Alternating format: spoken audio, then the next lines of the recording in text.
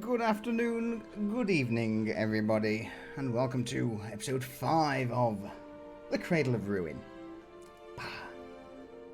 Now, you may notice something. There is no webcam. That is because it is humid AF here in the UK at the minute. I am sweating balls. So, rather than be cooped up behind a green screen, we're going with the with the picture today. But with that said, let's worth a try. No, silent today. Yeah, worth a try. You get nothing. Yeah. So yes, it is currently humid and hot in our little brick ovens for us pasty white English people. So Oh no, the thunderstorms have just hit here. Hopefully let them roll further south. Cheers, Jump. Ball soup. Jump with a tier 2 56-month resub. Thank you, darling. I don't even know what to say. I'm- You're welcome. Thank you? Yeah. No, thank you. Yeah, no, thank you. Well, thank you. Thank you. Thank you. That's enough of the circle jerk, all right? Well, in regards to circle jerking, go on, Yorick, what happened last week? A circle jerk. No. What happened last week? Basically, we just well, the crafters were crafting because they had work to do in the form of taking apart a giant worm. Yeah. So Katrina was busy, and Thea was making a fucking pest of herself. No.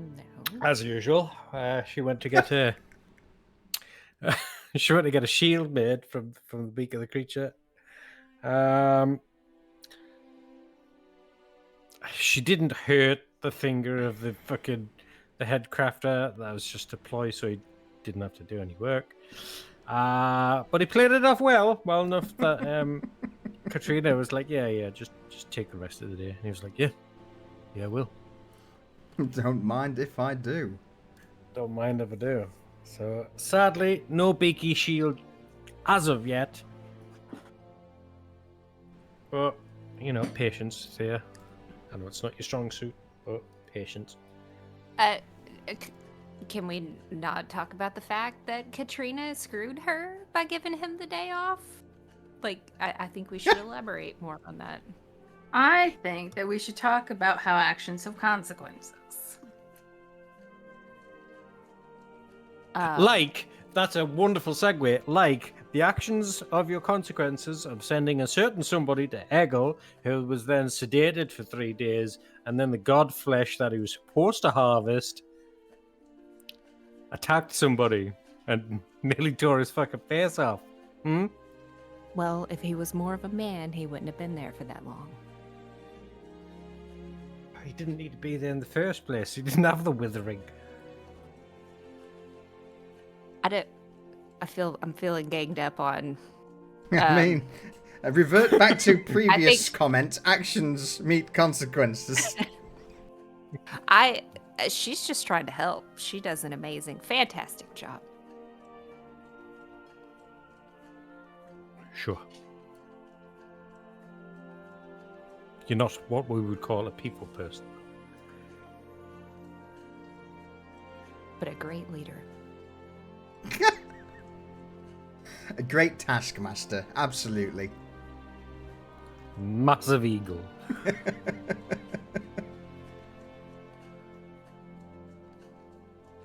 But the injury segued us into.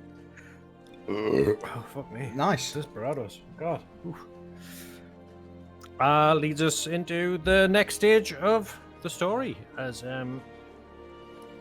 while Yorick manhandled the injured man into the tent to have him tended, Eggle was like, yeah, actually, the creepy bird things. They told me this thing about a growing shadow in the wastes. And Yorick was like, "Oh, okay. Sounds interesting. Sounds interesting. Thank you very much." So he went to speak to Grom for guidance of the bones, and the bones said, "Fuck all." So that didn't. Well, it kind of did help because usually the bones say something, even if it's not helpful. But this time they were silent for the first time, which is in itself a bad omen.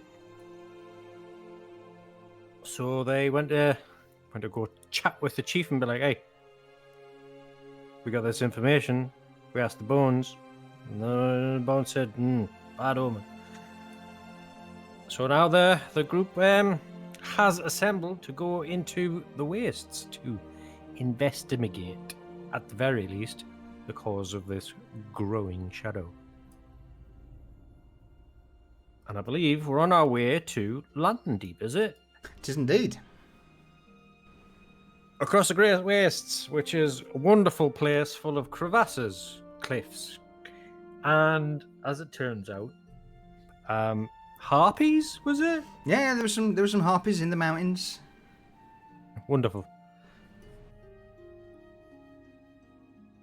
Yep, so just as dangerous as the forest, just has different ways of killing you. Yeah. I think we ended last session after the grueling trip across. Again, it wasn't really grueling as such to start with. Now it was. Morale was high. You set off hopeful with supplies. Things were pretty well. Pretty smooth sailing. And we ended camping in an old cave, the old lair of some beast that's no longer using it. So, we'll get rid of the logo. We'll dim the lights.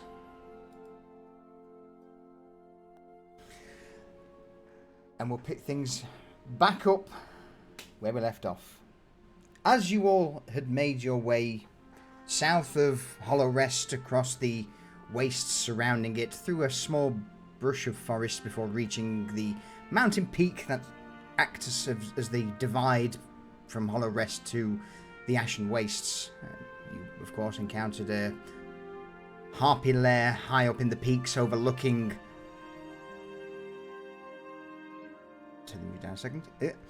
Overlooking the mountains, and chose to go around rather than risk inviting their hospitality, is probably the best way of putting it. Is it? Finding an old beast's lair, a small cave in a hollow, after taking a 6-mile detour, you all potted around, reinforced the cave entrance with a few thorn bushes, spikes, concealed the entrance, and begin to settle down for the night. I believe, Yorick, you're the one on first watch, but you all had a bit of homework, as the camp activity you all chose to involve yourselves in would be that of bonding, that of getting to know each other a little better, of just spending time. So, first things first. With the old camp activity, let's go with some temporary hit points. I am needing that there. So, hopefully, if one of you from the little camp activities thing down yonder could roll me the bonding for the temporary hit points you get. Or 2d6 it is. You get 2d6 to everybody gets 2d6 temporary hit points. Alright, Jump. You got this. Oh, Thea. Alright, good luck. Redeem yourself. go. No pressure, no pressure, no pressure. Oh, great. I mean, it's respectable. So, One more time? no, No, I'm fuck just- off. So from that, you will all gain 5 temporary hit points, but obviously there has to be some interaction as this. So I now pass the stage over to you all as night begins to settle on the horizon, skies turning purple. Around the campfire, Yorick, I no doubt you're stood at the cave entrance, but again, it's not exactly a large area, just enough for all 5 of you to settle in. Snugly fit. Snugly fit. Boxy, thank you very much for the 3-month sub, and Vex, thank you for that initial gift. Appreciate it. And Judgy, hello, welcome in.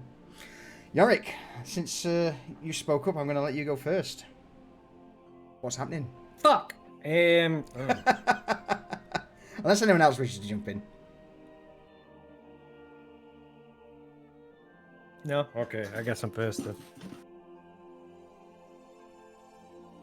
I think Yorick will pipe up because it's that awkward silence of we know each other, but we don't really know each other. So he's gonna break the ice and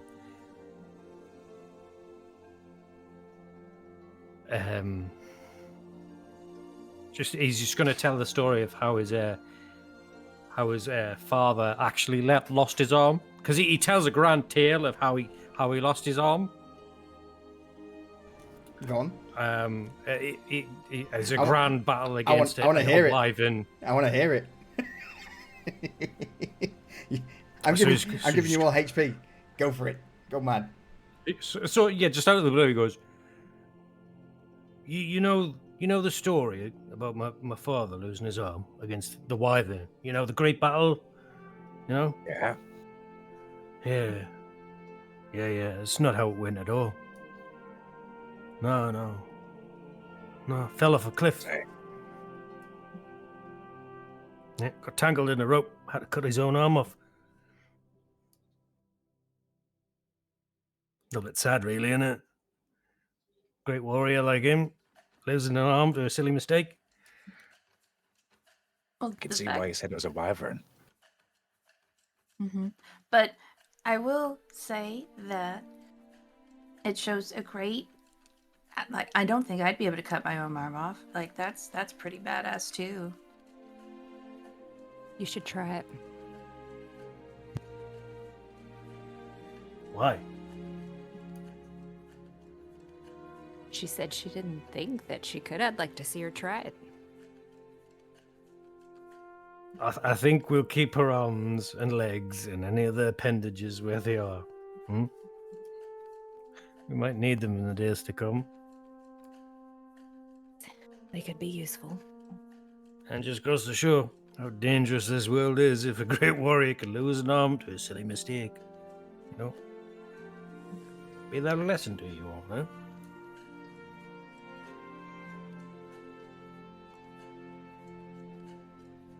Yeah, I've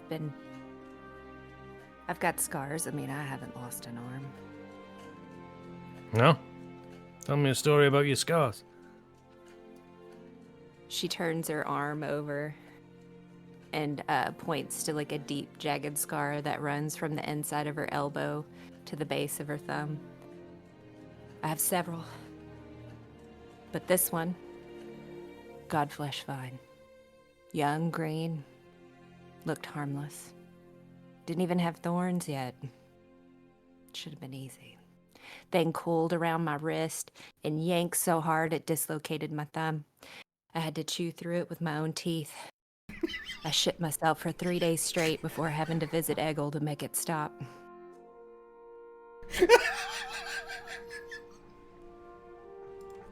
The smell was something else. She kind of points to some other ones and she goes, lastly, she points to a tight scar around the base of her neck. Kind of looks rope-like. This one nearly took me. Mature godflesh, old as shit. Waited until I bent down to check the soil, then lashed up like a noose. I didn't black out, but I saw colors that don't exist. And you all think I'm pissy because I like yelling.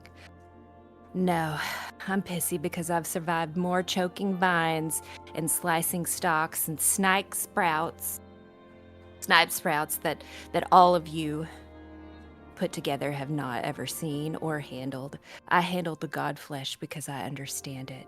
It's not a plant, it's a predator. And predators respect one thing, and that's dominance. That's why I lead the farm, because when it slashes, I slash back. And when it strangles, I bite harder.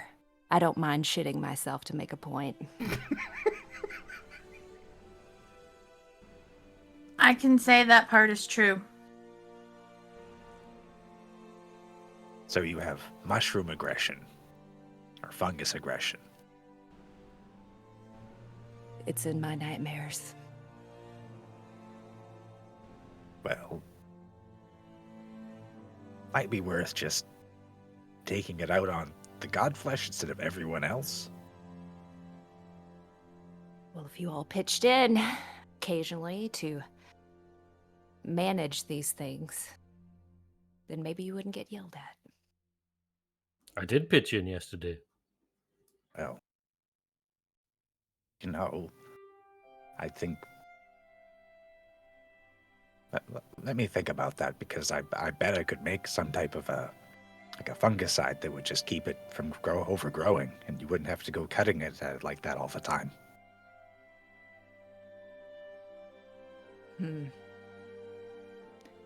Might be helpful. Might make Brannick a little bit more lazy.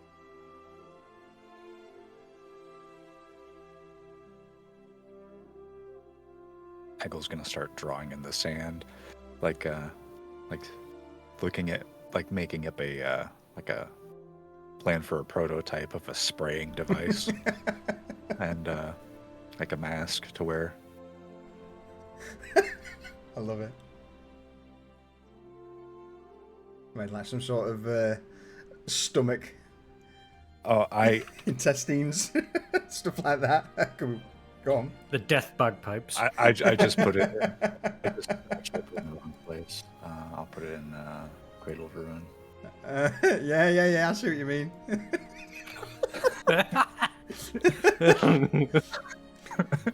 As long as you do the little duds after each squirt. That's what just popped into my mind. Sometimes you gotta kill a pixie, you know? Yeah. Mm-hmm. So some sort of stomach, Dual purpose. little squirt. Pixie gassing and fungicide. Gets rid of all the unwanted little pests. And with that said, you've just gave me some awesome ideas for pixies in this world. Yeah, they're a menace. You know, they bite, they claw. They're worse than goblins. Sure, every once in a while you get one that knows enough to say, please don't, before you end them, but... I heard they try and crawl in your ears and eat your dreams. Well, they do have big ears. But no, they're like stinging insects that drain your blood for sustenance and make off with your small supplies that they can do with. You know, ever need a thread for stitching? Pixie's made off of it. That's why you gotta smoke out their nests and poison them whenever you can.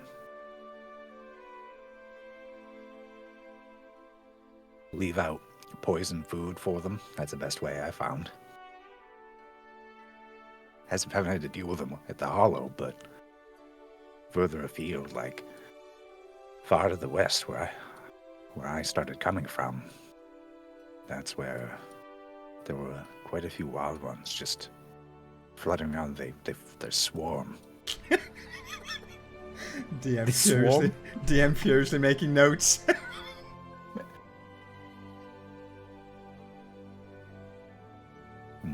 If you ever see one, it's probably just a scout. What do Are you do? you You kill it? Well, you need to kill it, because if it makes it back to the hive, that's when they'll organize a raid of sorts and they'll swarm after you. Are you sure you're not talking about bees? I'm pretty sure I'm talking about pixies. But are you sure you're not talking about bees? Because I've heard a lot of stories, and I've never heard of pixies behaving this way. Well, pixies where you're from are probably more docile than pixies where I'm from. I'm from the Hollow. I'm not. The barren wastes in the west, along the mountains, is a lot harsher. Lots of goblins out there in little caves, secluded, fighting over scraps. Every day is a war of attrition. It's just a matter of who's going to go. Well, if I ever travel that way, I'll keep an eye out for pixie bees.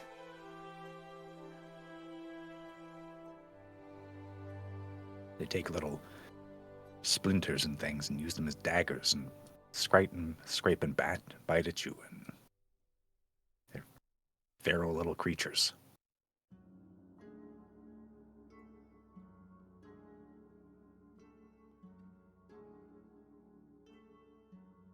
Now Katrina's everyone just- that pixie sprayer.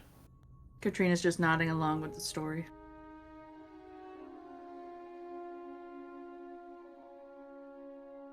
Maybe when we get back, that's what I'll work on.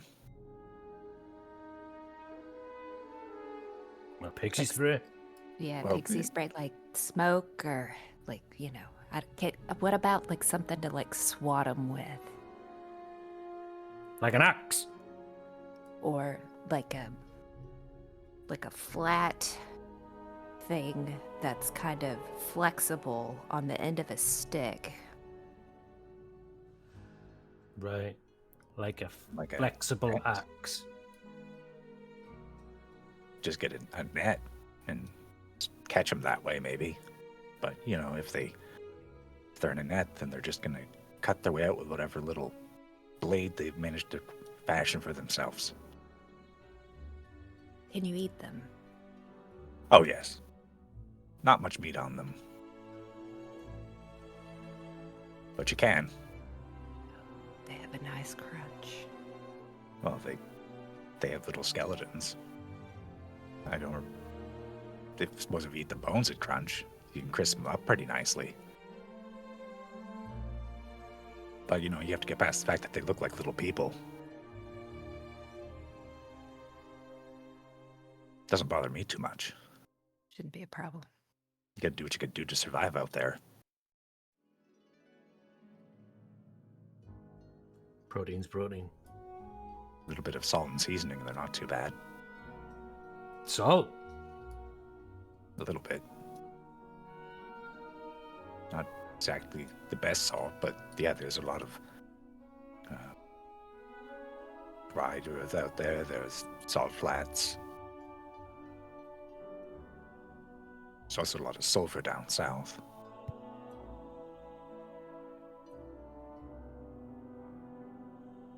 Oh, yeah. Volcanic. Obsidian. Could do with some more of that volcanic sand for that. Obsidian? Volcanic glass. Makes the best for little cutting tools for surgeries and things like that. Sharp, is it? Oh. Sharp, but it breaks easy, so you can't use it as like an axe. Suppose you could, but it wouldn't get much use before it's all in pieces. I mean, this one's made of flint, so... It's only a matter of time before it breaks. Or maybe like this, and he's going to take the Umbra saw out, and he's got the It's kind of like a handsaw with the teeth of the umber claw that have been fixed in place with a glue. I suppose you could make a club that's like a sandwich of obsidian or something like that, and hit things with it, like a war club. Probably do that with these things too. York's just gonna look at your bone saw, and he's gonna go, Grum, you should show this to your apprentice. Little Eggle here's got some crafting skills. You need to make do with what you have and make it work. The only thing that she needs is the ability to call a familiar.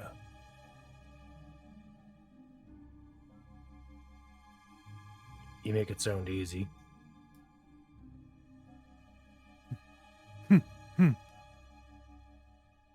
And I sent out a mental message to Rune. Lands on my shoulder.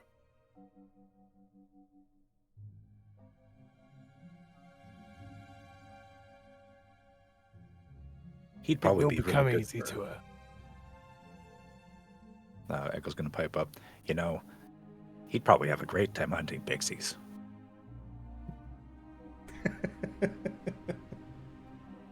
He would eat them before you saw any of them.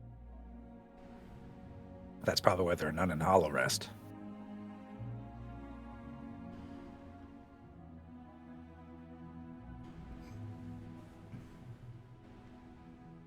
He's good at keeping the vermin away. Apparently not bees, though, because Katrina sees a lot of bees. No, I don't. What? Weren't you just talking about bees earlier? Well, I was saying the pixies, the way he was describing them, they sounded like bees, but I guess they really are pixies. Just little bastards. Hate them.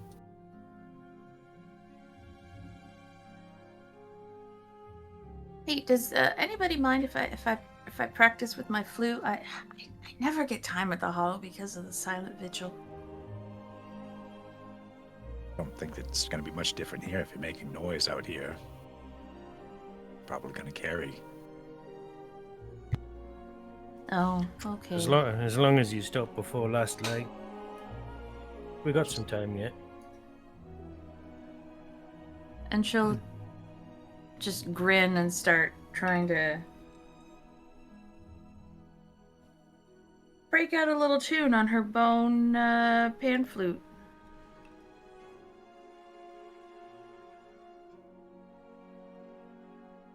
With that roll, it's perfect. You hit the notes.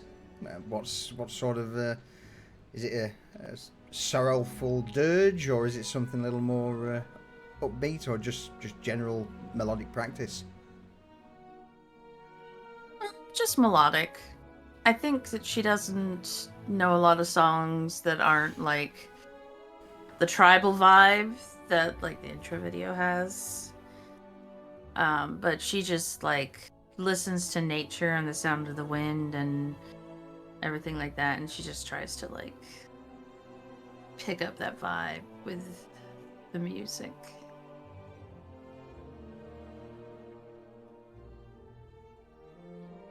Just vibing with my pan flutes.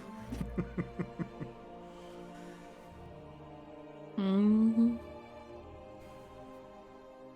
Anything else anyone wishes to discuss? Not so much discuss, but I'm gonna amuse myself by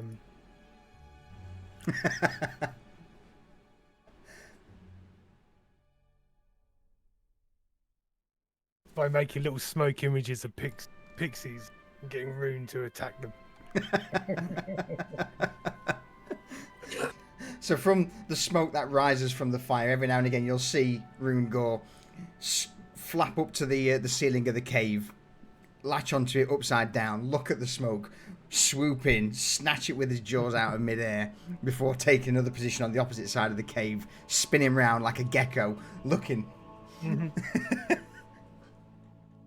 And as she sees this happening, Katrina will like give him musical accompaniment. Doo-doo, doo-doo, doo-doo, doo-doo, doo-doo, doo-doo.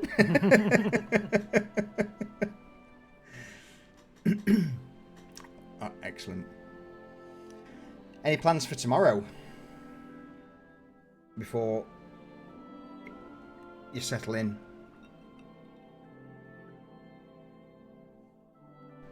Well, we're gonna have to change the route, aren't we? Because we diverted. How far out do you think we are?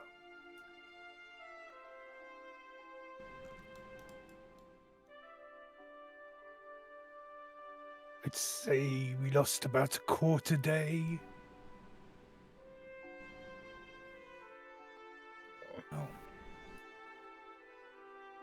That works out, right? We left in the morning, so we'll arrive closer to nighttime, and then that's what we need to be there at nighttime to be able to get in. Right. Right. Need to not lose too much more. No more diversions. Got it.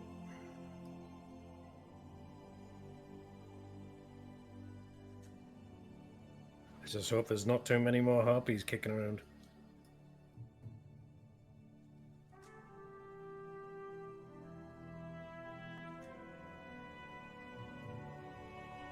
Well, if there are, and we see them before they see us, and they're anywhere nearby, we might want to bring them down. In case we need any extra rations on the way.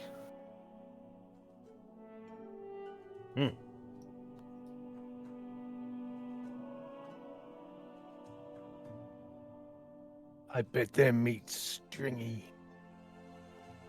Probably, but they've got the bird parts. True.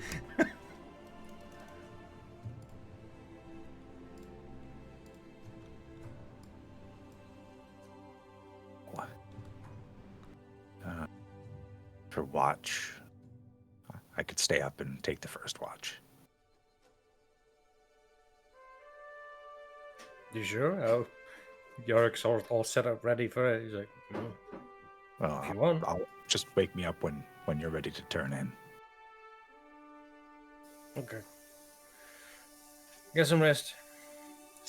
Tomorrow we're going to have to pick up the pace. And Eggle is going to try to drift off and start dreaming dreams of gassing pixies with devices of obscure origin.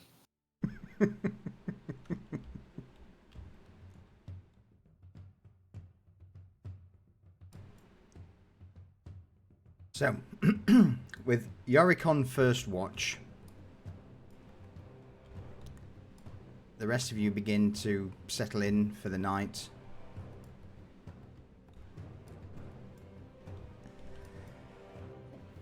As the embers of the fire are either extinguished or just left to burn out, Yorick, for the first 4 hours, you glance out of the mouth of the cave through the vines and drape that's been used to conceal, and the night here is, I dare say, probably very similar to what you're used to at Hollow Rest. The constant sound of wind, the odd caw of some flying night creature echoes out over the canyons every now and again, but nothing that seems to concern or be a problem for you guys. In fact, roll me a natural law check, please, Yorick. Natural law. Yeah. Fuck off! You can just smash the shit out of it. There is a moment where you would hear a loud roar echo through the sky, followed by two more further away, not as high in pitch or as not so much high in pitch, but not as bassy, giving you the impression So two that different types of creatures. there are three of the same types of creature, but one sounds much bigger than the other two. Okay. That are in the area, as this roar rings out, echoes cliff to cliff from above. It's bassy, but with a 21, it gives you a somewhat of a vibe of the Umbra Claw, feline in nature, perhaps.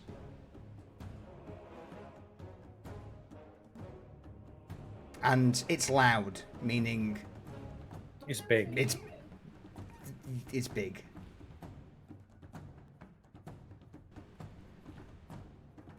You hear it a couple more times, call outs, as whatever these trio of creatures are fly overhead. Yeah, obviously you can't see, it's pitch black.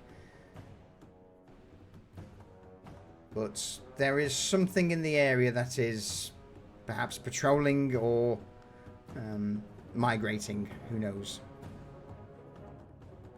But Okay. I'll wait till everybody's awake to.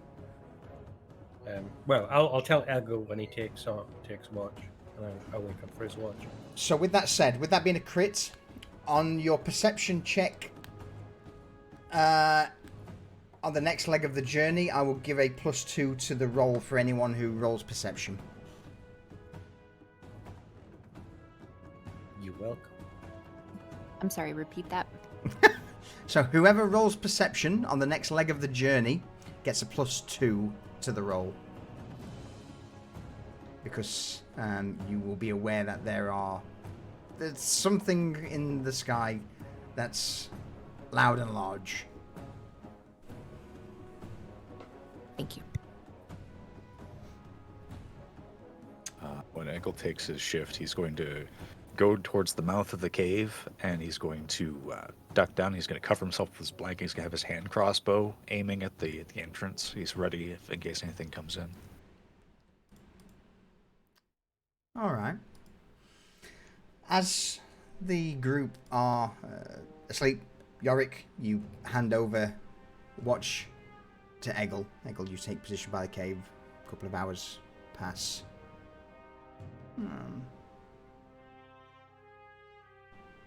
Roll me a perception check. Sure. This is without the +2. Nothing of immediate danger or interest catches your attention, but as the sun slowly starts to rise on the horizon, you see a small bit of movement in some of the brush down below, and bringing the crossbow up, you get a perfect lined up shot on a small rodent looking creature. It's roughly 2-3 foot in size, enough meat on it to sustain the party for a day, no doubt. Well, Eggle's not leaving the cave, so he doesn't want to like shoot this thing and then have to like leave to go get it.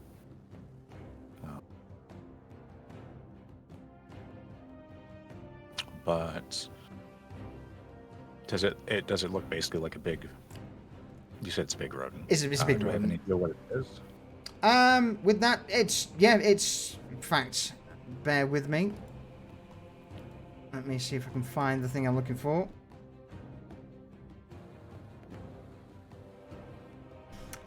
So in size, again, it's about 2 foot in size, elongated snout, it does have a few rather large teeth that protrude from the top jaw out of the bottom, so it can have a little bit of a nasty bite, and these things are called red nibs, due to the fact that they have this red marking on the top of their head where the fur is.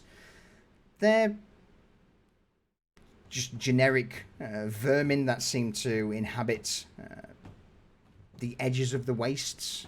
Some of them do get further in. The ones that are further into the wastes... question, have you been to the wastes before? Yes. Yes, so then you will be aware that some red nibs can grow to 5-6 foot in size and be a pain in the backside, but they are known to be hunted down due to the sheer amount of meat on them. So imagine them like angry cows, I guess, for some of the folks who live out in the wastes. Gotcha. They can be annoying, but they're not overly dangerous. Okay. So you said it's getting towards the first light. Yes, yeah. So Eggle's going to try to line up a shot. You do it. With that roll, you're good. I'm going to say it's on you. What happens? Eggle is, they're in a bit of an elevated position, so he just waits for this thing to be snooping with its snout down to the ground, looking for food, and lets a bolt fly, and it just hits the thing under its shoulder, and it just slumps over with a little squeak.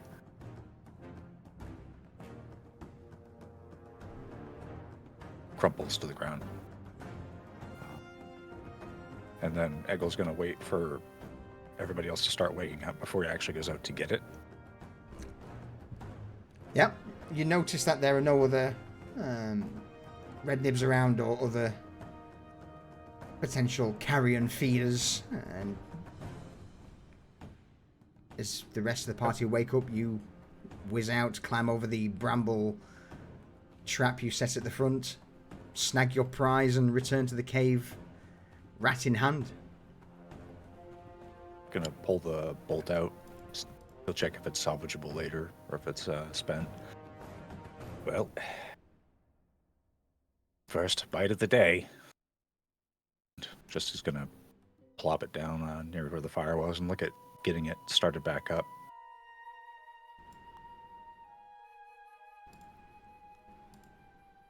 I think Yorick's the last to wake up because he was on watch most of the night, so he'll wake up to the smell of cooking meat, more than likely. Just gonna roast a red nib and we'll remove the fur from the thing and just very meticulously make sure that it's just the flesh and put it over the fire with a stick. Just grill it like a big kebab. Katrina would wake up during this process and that is gonna be a good breakfast. You need a hand with that, Eggle? Things on like half as long as I am tall. I wouldn't mind the help. Sure, I'll give you a hand. So she'll help him do the aforementioned. Let's see how gourmet it is, Katrina. Roll me a... I would say crafting. Is that... or natural law? Animal handling? Your pick.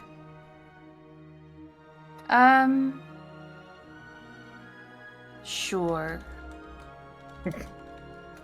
I was leaning towards survival tools. Survival? Yeah. If you want to roll me survival tools, that's fine.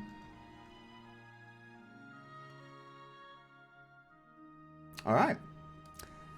With you not being, or perhaps not visiting the Ashen Waste before, this creature is new. I'm sorry. Okay. That should have a +3 on it. Okay, I will edit that. So that bumps it to an 11. So I take back exactly what I said. In spite of this being a creature you're not familiar with, you're good to go. How do you go about butchering this thing?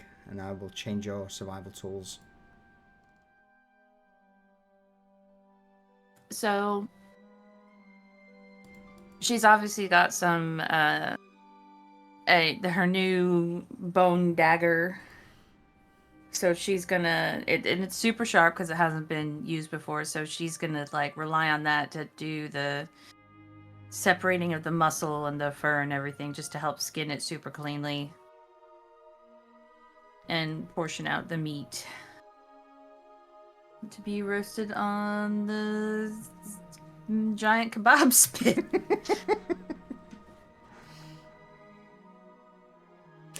If anybody had any exhaustion, I would have lowered it by 1 due to the fact that you've got some fresh meat. But at the moment you haven't. So in that case, I will be generous and allow you to add 1 extra temporary hit point. And actually, Katrina's gonna like go into her pack and pull out like a very tiny little leather satchel and open it and like carefully sprinkle like a little bit of seasoning on each piece of meat. And this is a special blend her mother came up with years ago that they don't make a lot of it, but like they take things they find in the world and like grind them down to make like what they call the hollow spice mix. Hollow spice, I like it. Hollow spice. Who knows if it'll actually make the meat taste better, but it's something she's grown up with, you know, as a treat, so she figured. Fresh meat? Why the fuck not? Yeah. So with the rat nib skewers with herbs, how do you all react to this? Since we've now got a hollow spice mix, is it any good? Mm. I mean, Shall I- Yorick's waking up to fucking freshly cooked meat, so he's happy. He's like, whoa, what's that? Just a bit of red nib on a spit. Go on, Echo. Come me just a snifty bit. Eggle's gonna scurry over to Yorick with one of the skewers and just hand it to him. There you go. Yorick will just devour it like the fucking heathen that he is. This is the best way to cook pixies, too, if you ever come to it. Pixies on a stick. That's right, pixie sticks. Pixies. Fuck, I knew the joke was coming.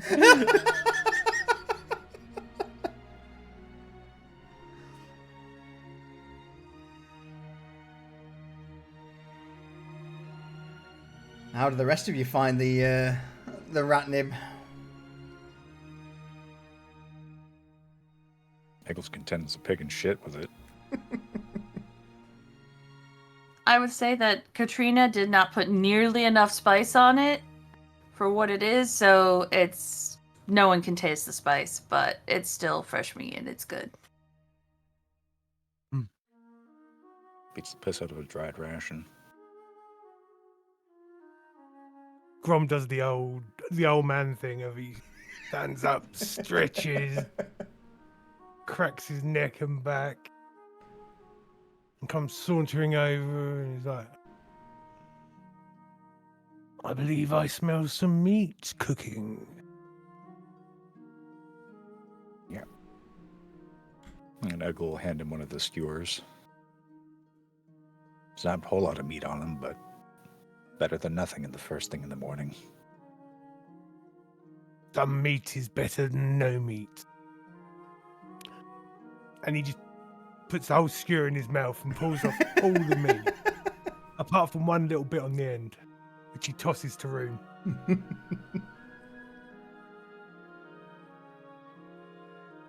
Can you cook mine a little bit longer? I like a little char. Oh no. Oh no.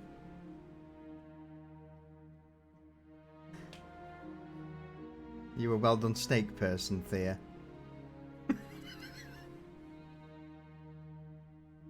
No, it's my mother burns everything, so I've acquired a taste for it. I don't know if that's true. Maybe just your food. Are you refusing? I mean, I can take over. You can absolutely grill your own meat. I'm just saying, if you want that way, that's fine. I just don't believe that. I've seen your mother's cooking, and it hasn't been burnt. So I don't know what's happening at home. I do. I don't. What? Every time you're home for dinner, you distract her with arguments while she's cooking, and she accidentally burns the food. No, it's not.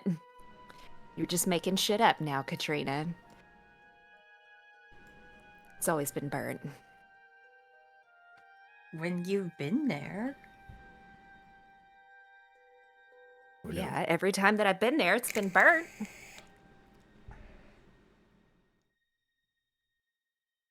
I feel like you're probably learning a lot about yourself on this trip.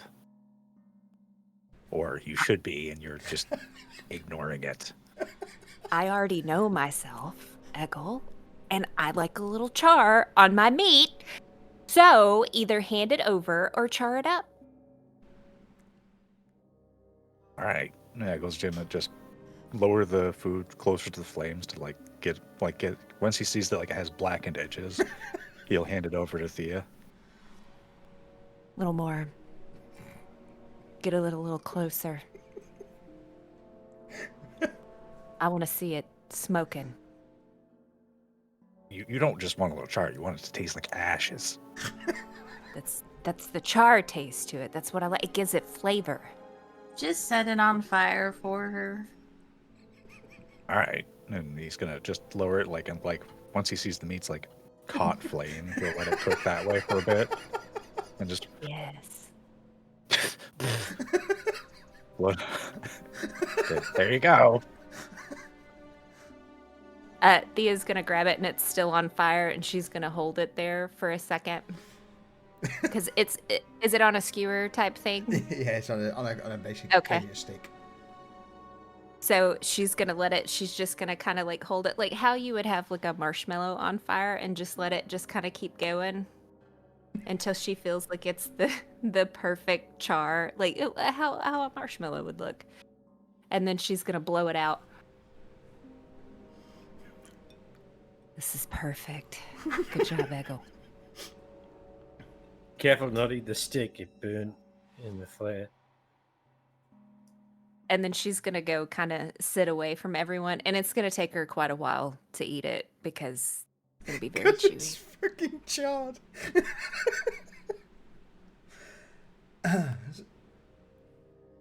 So with Thea sat in her corner, eating charcoal,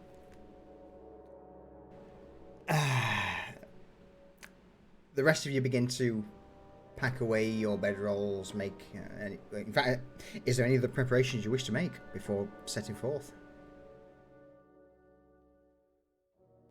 Take bearings with my navigator's kit. Okay, what is your navigator's kit?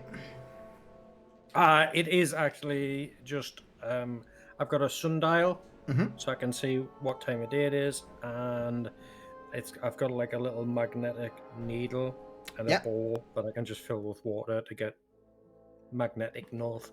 Although in this world, Roll. Yep. Go on. that could be any direction, depending on the day.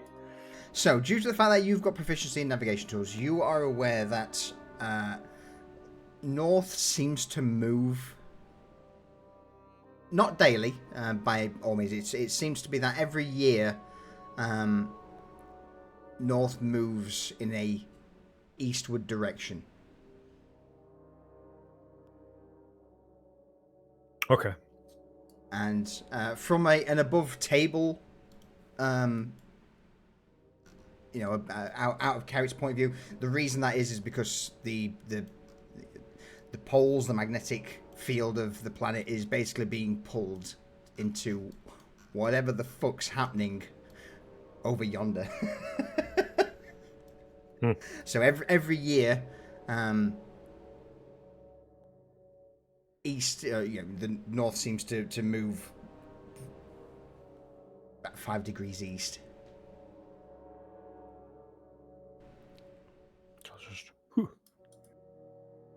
That means that the position of the sun probably shifts also. Correct.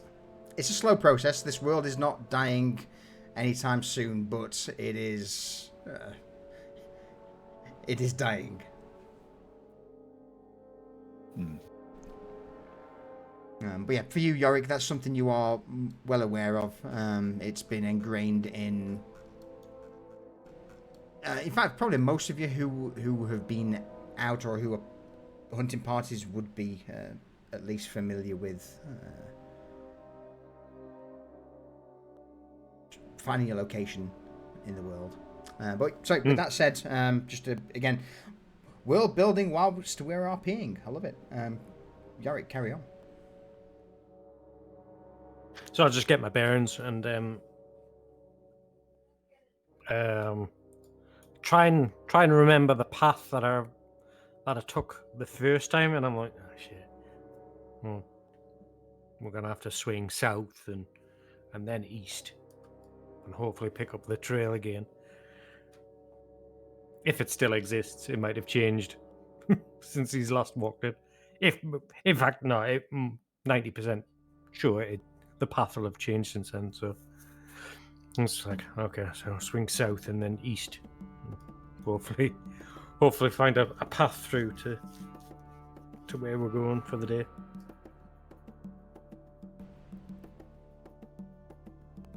Then I'll just wait for everybody to be packed.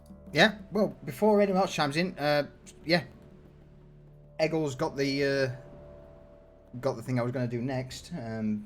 Do we want to call a quick refill the clock there? Yes. Mm-hmm. Cool. All right, folks, we will refill and be right back. Oh, Prepper Jack, Ravon, Barksy, Judgy, welcome in. Welcome. I see Cacophony's finally woke up. He's been on the. He's been a little slow today. Let's ask him. Matt Boozle, hello. We are indeed live. Welcome in. Welcome in. I appreciate you being here. But yeah, Cacophony. Oh no, Cacophony is awake. Yep, excellent. And as always, Cacophony is the shining beacon of joy. So Matt, you've not missed a great deal. It's just been a bit of downtime, sat in a cave, hunted a bit of food, shared a few stories amongst the characters. Again, with it being episode 5, we're everyone's still exploring their characters, getting into the groove of things.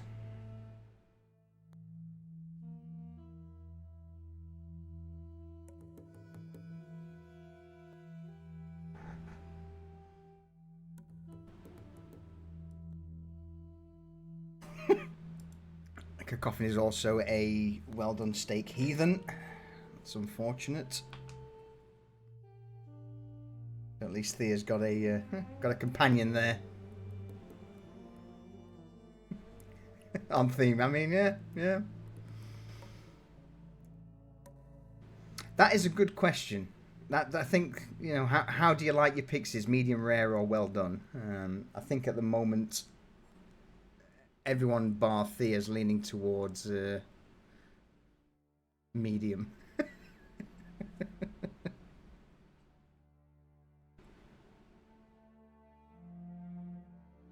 Bloodsucking.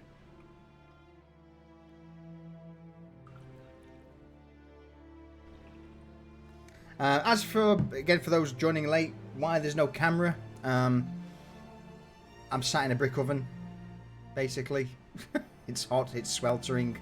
If I close myself off with the green screen, I would melt by the end of stream. So yeah, basically, I'm for the lovely joy, I'm sat in my own Disney t-shirt.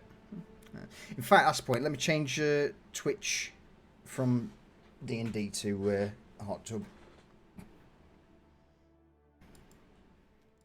The height stake's so rare that a skilled physician could bring it back from the brink. That's fair. I too don't mind them still sat on my plate mooing. Oh, welcome back, Jump. I'm back. You got the testicles here, have you? I didn't buy one in the end. Just to put that on record. I just you said you switched to the hot tub. I was like, eh?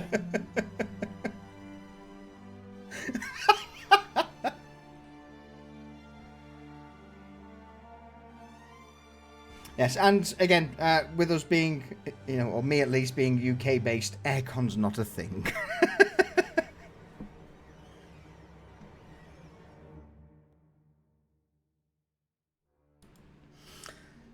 So we have Thea back, we have Yorick back.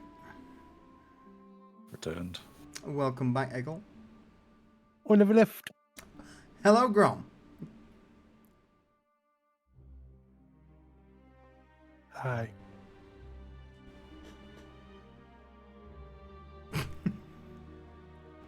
Time for I think so.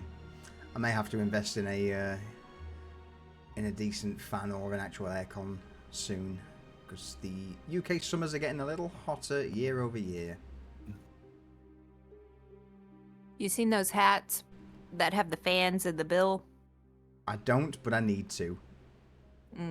That'd be very stylish for you. Yeah. That, and I may have also the the Dune Fremen beard going on. Matt, you've got a heater in the... It's flipped. I'll trade you. Alright, with that said, let's get back into it. Let's get rid of the banner.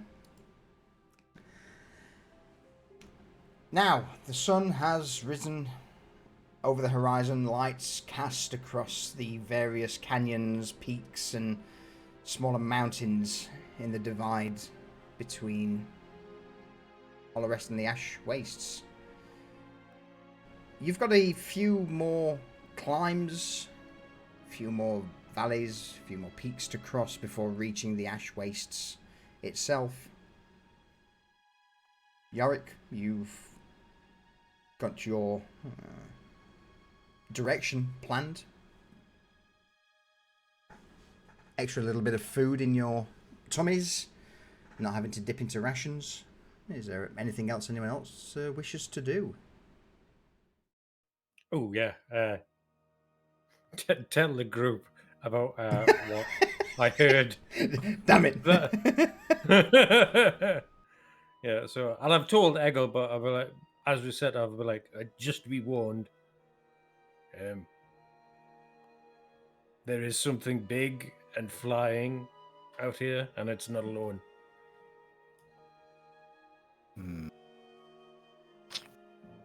I don't know if Eggle managed to hear it last night, but it was definitely about during my watch. I didn't hear anything.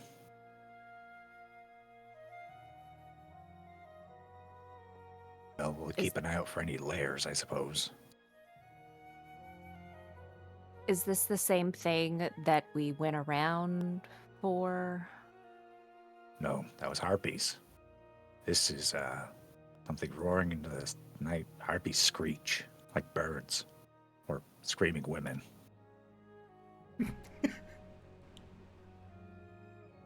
You should hear men scream. Different sound. Like honestly, it's very distinct. You'll understand if you hear them. Okay, so it wasn't screeching, so we know it's something different.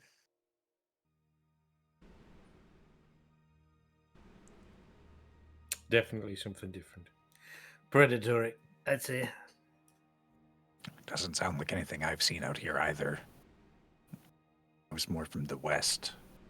Something has made its lair here, and there's a few of them, then maybe where we're going, they'll know something about it. If it was flying, then they might have a large area that they patrol.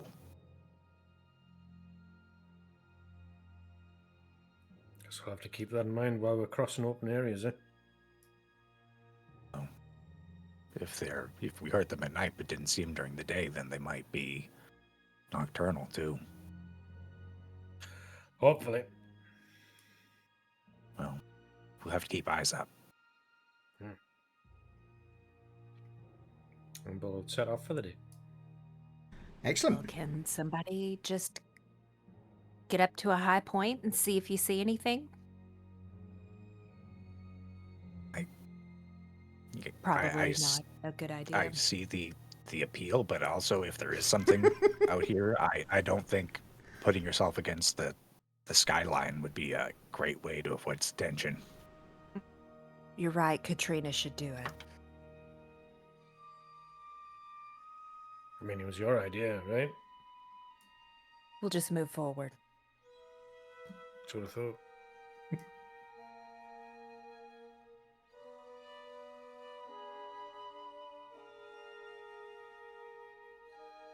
All right, so as we go, Eggle's going to be looking for things like claw marks and things that predators would use to mark their territory and stuff like that.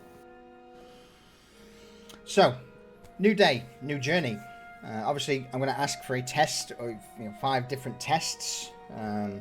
Rather than dictate it this time, I'm going to put it on you all for what you're looking for and what skill you think's appropriate for said test. So if you wish to have a minute to discuss, or if you just want to roll right into it, crack on.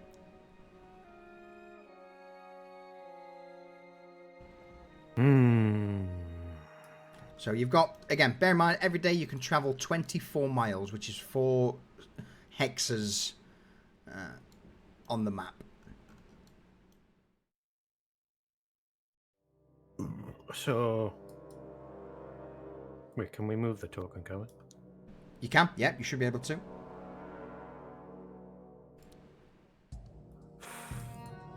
Four to there. So 1, 2, 2, 3, 4. So no, that's everyone back. So you... The 1, 2... Oh, no, yeah, no, you're right. 4, yeah, 4 will get you to there. I was counting the one you're in, which I shouldn't do. It's the one afterwards. Yeah, so we'll get to the base of this mountain range. Well, there's small mountains. Yeah. So that's the plan. As for things on the way, what do you want to know? What do you want to do? What do you want to look out for? So if you remember last time, we had a perception check for looking for threats. We had a natural law check for scavenging goods. There was an question. athletic. Yep. There's obviously some big hunters out here. Absolutely.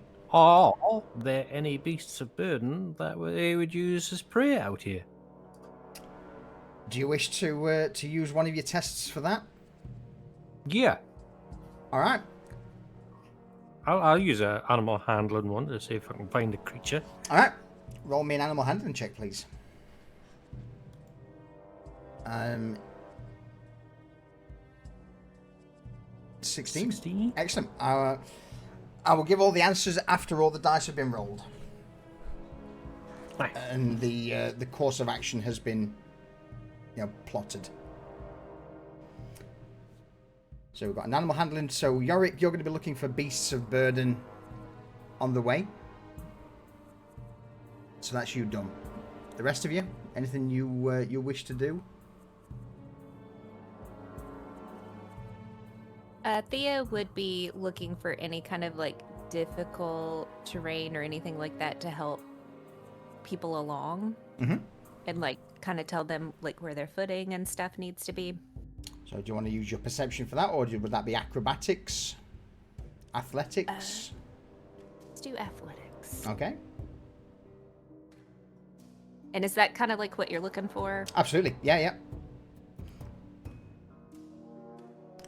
All right. Should have been better. Grom, Egal, Katrina. Yep. Grom is going to look for places where we can move unnoticed. So under trees, through deep brush, just to anything flying won't not see us. Okay. What would you like to use for that?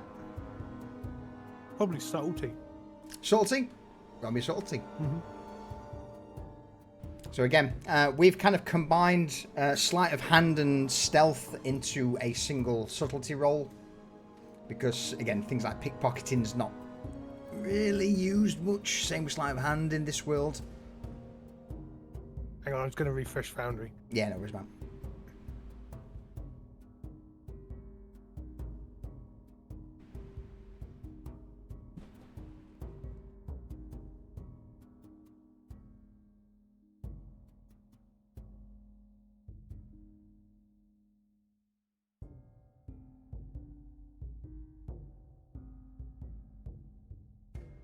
All right, yeah.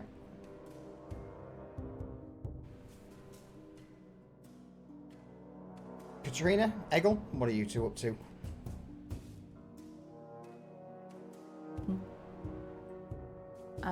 Katrina is trying to absorb anything and everything on the journey, like making a mental catalog of like all the natural lore elements of this Plants, region. And beasts, things like that, anything you see? exactly, yeah. And then if she sees a plant she hasn't seen before, she'll take a sample of it. Okay. And roll it up in her hide pouch.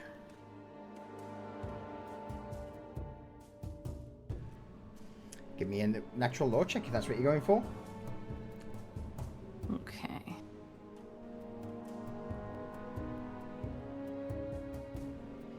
Okay. But why?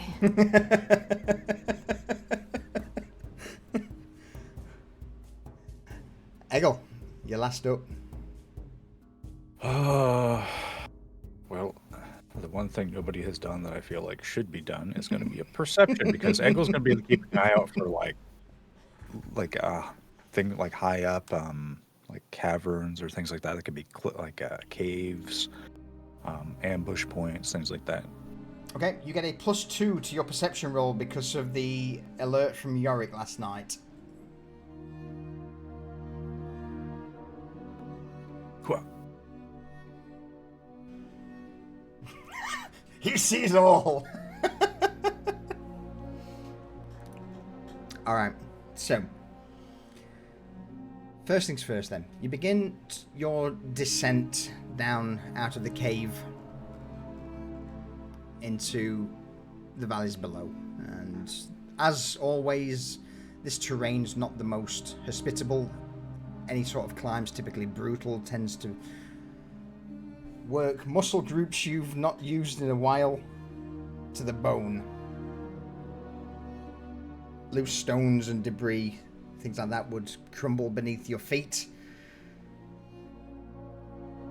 making it even more difficult. Especially as you begin to reach the Ashen Wastes. Here, what was yellowish grey rock starts to slowly turn more reddish in colour. And on the horizon, peeking through between the odd peak of the last remaining mountains, you would see a sea of scorched red earth. Kind of like like a pottery red. Dust clouds would whip across every now and again as far as the eye can see, but this, Thea, is where you help. As you begin to ascend one of the last slopes out of the mountain range that separates Hollow Rest from the Ashen Wastes, how do you help the crew overcome a problem and continue forth? So, you know, you said it was like coming off of a hill, right? Yep, so imagine it like shale, very rocky, very, a lot of rubble, a lot of debris, a lot of dust, large boulders. That's the sort of area you're in at the minute. Okay, so and they're kind of coming down the side of it, which it would be very easy for them to kind of like lose their footing. So what she does to help them along is that she's got kind of her hand axe, and she's kind of gone down this this hill that's a little steep, and she's like right in the center of it, and she's taken her hand axe and has put it into the side so that it's kind of stuck in there so that she can hold on to it, and she's kind of braced herself and is helping them kind of slide down the hill. Excellent.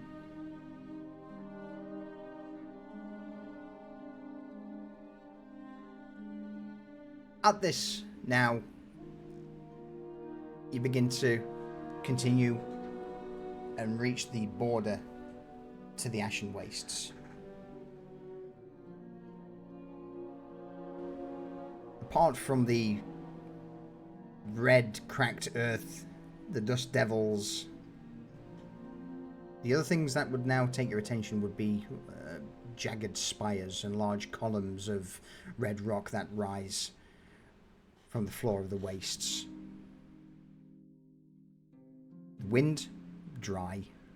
It's to the point where it's so dry and dusty, it's a little hard to breathe. And the wind here, especially for you, Grom, that the sound is completely different to the whispers of the bone choir. The wind here sounds like it's wailing, crying out, unwelcoming.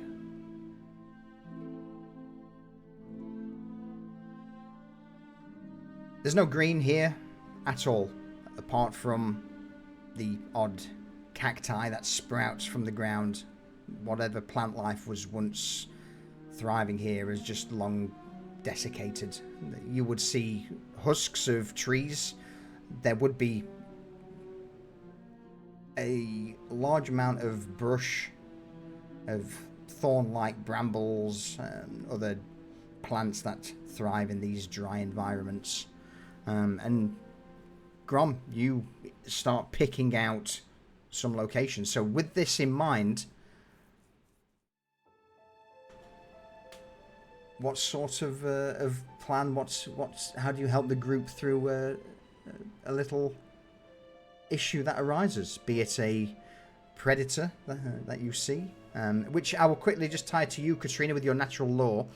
Some of the things you'll see here, you don't see a great deal of things that you are familiar with. There would be some large insectoid-looking creatures that seem to be scavengers. At one point, as you begin to enter the Ashen Waste, you would see these hound-like well, not so much bipedal, they almost crab-like creatures, 2-3 foot tall, like the size of a large dog. Their carapace would be almost black and shiny like obsidian. Sounds disgusting. Go on. Yeah. As for the actual names, perhaps the only thing you've heard is maybe something comes to mind of a glassback carinid. Okay. And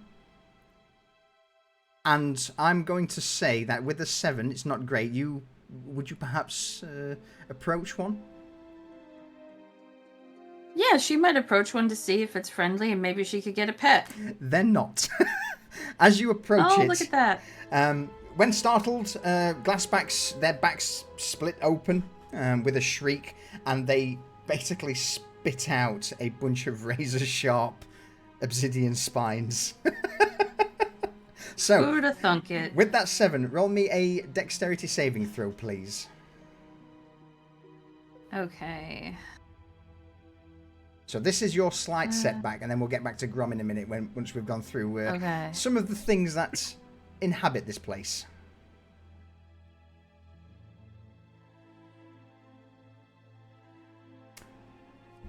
All right. So these things aren't aggressive by nature, but when startled,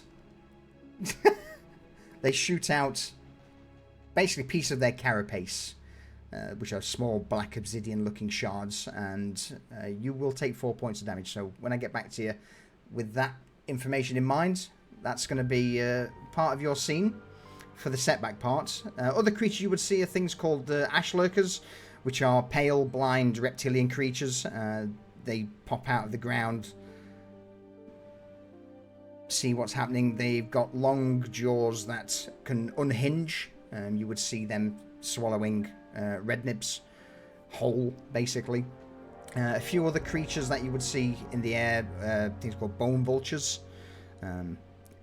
For all intents and purposes, they are incredibly large, gaunt, leathery birds. No feathers at all, apart from just on the wings to allow for flight. Carrion eaters. Other predators would be dust howlers, which seemed, again, like wolves, but dried, taut skin against their bodies due to the fact that water here is so rare. Kind of a mix between a wolf and a hyena, I guess. But without the yapping, without the barking, they are very silent.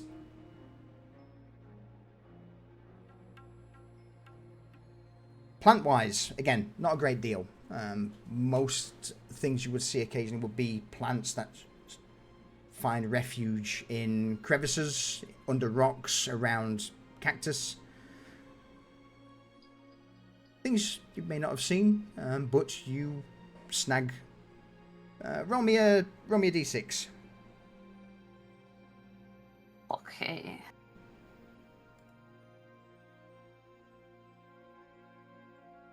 Okay, let's throw in some. Think of what useful things you would like, and I will give you that. Okay, thank you. You're welcome. So before we go back to Grom, I'm gonna Master KX7s. This is just it's a Twitch UI. It's a Twitch UI using Foundry in the background. So we use Foundry VTT for our game, but the fancy overlay you see is just for you guys watching, just something a little bit more interesting than browser in a Discord window. Grom, does that help with your little foray? Yep. So as you enter the Ashen Wastes, you've got all of this stuff now that you see on your journey. Grom, how do you help the group subtly move around? We get to a obvious fork in the trail, and sit there trying to decide which way to go, which would be the most stealthy way. And I fall back into my old ways of thinking, and I roll the bone. Nice. Can I just quickly ask you just to bump the volume up a touch, mate? If you don't mind, thank you. Alright. Continue. So I roll the bones and see if I get any wisdom from home. Wisdom from home. Roll me just a straight wisdom ability check. Wisdom. Or charisma. Or wisdom, either or. Roll wisdom before you said charisma. That's all good. 11's fine. 11's perfect. With the howling wind here in the Ashen Wastes, that sounds repressive, hostile. There is a brief moment where the winds lull. Eerily so. Before another breeze washes over you, Grom. A familiar one.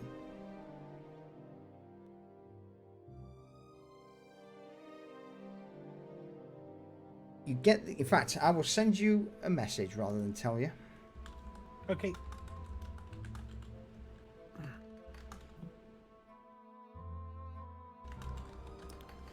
I'll send you that in a minute so you can come to it. Is there anything else you wish to do whilst I type this out? I'll send Rune off just to get a bird's eye view, as it were, or a pseudo dragon's eye view.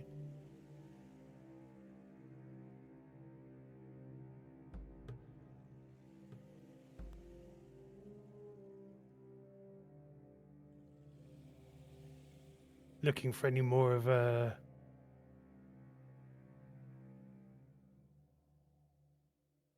Katrina's pet.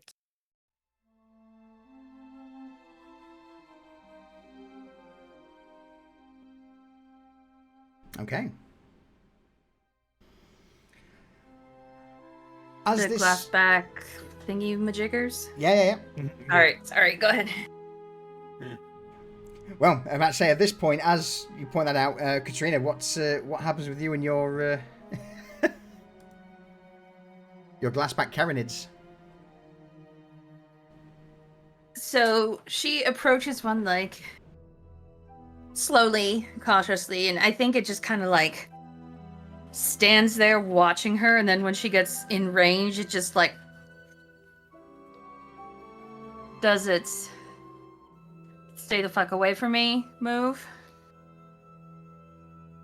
Yeah, absolutely. And she Go on. and the hand that was she was reaching out takes the full brunt of it, and she gets a spine through her hand.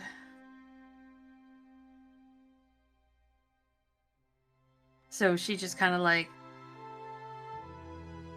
fuck, and just like heads back to the group, holding her hand like shit. They're not friendly. They are not friendly. I mean, if you'd asked, I'd have told you, but okay.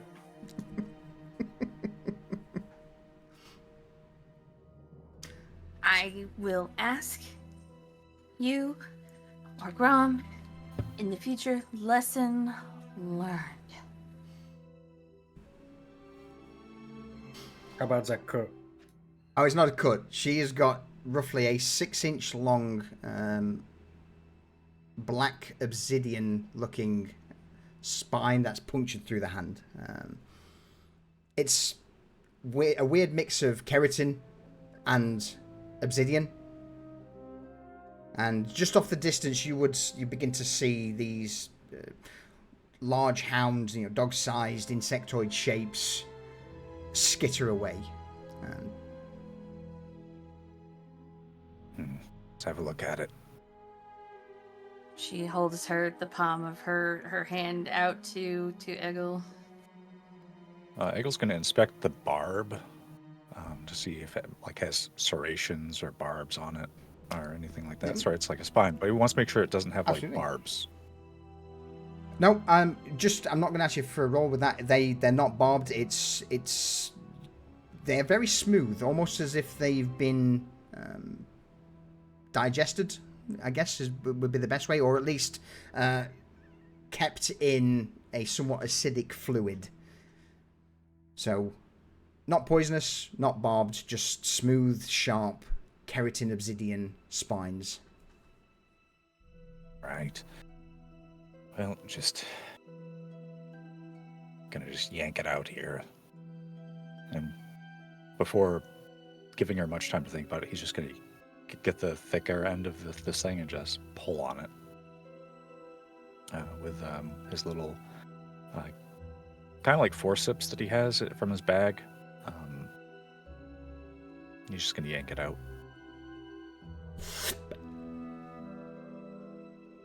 Comes loose easily.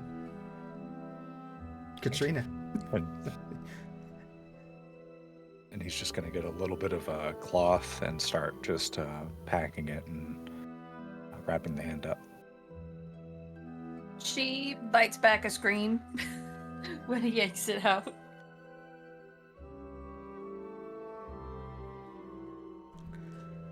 Luckily, it's only 4 temporary hit points, mechanics-wise, but absolutely. As Eggle yanks out this large spine, discards it, tends to it. Well, actually, he's going to take the spine and he's going to just hand it over to Katrina. Here you go, a souvenir.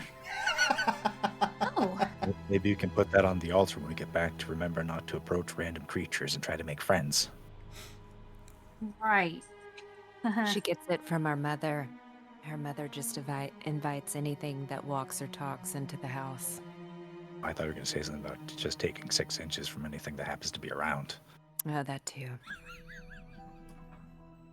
Thank you. I will keep that in mind. And she tucks the spine away into her belongings.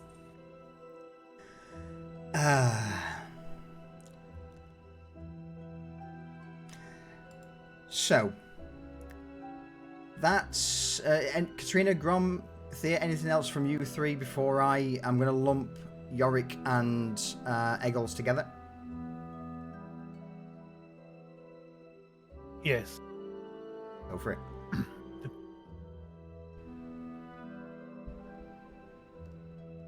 The bones send me a warning about a large crevice. There's a large group of dusk howlers in there. We should avoid. Which way? Forward. What was that, sorry? Yeah, Which way? The Dusk Howlers seem to be gathering in a great number a few miles away from you. And in great numbers. The whispers from the bones, you would interpret that to be the Dusk Howlers being, the large wolf-like creatures that inhabit the wastes. You showing up and having to go in that direction would probably put you on the menu.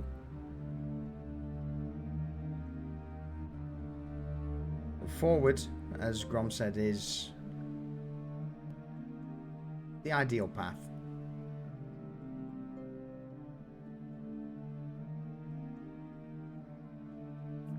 Forward it is.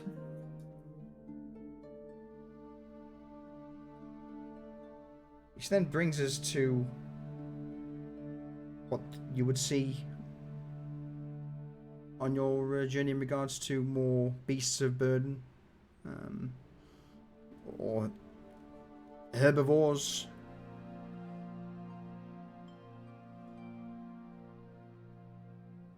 The main things that seem to jump between the rocky outcroppings here in the ash wastes are what you, Yorick, would know as crag stalkers. The reason they're called stalkers is because they constantly watch you. The reason they're called crags is because they watch you from on high on the craggy outcroppings and pillars that surround. And they are, for all intents and purposes, antelope. Bear in mind, the actual names of most creatures these days has been long forgotten. Makes them sound more ominous than what they are. Absolutely. So yeah, cragstalkers are cragstalker antelopes. They somehow have adapted that well to the climate of the Ashen Wastes. Granted, their skins have become tougher. Similar to the glassbacks, they too have this obsidian growth that sprouts from their spines, covering certain parts of their body. And Katrina, you would start to understand, seeing this, that perhaps whatever they're eating here is linked to, perhaps this obsidian growth is linked to the withering. Okay.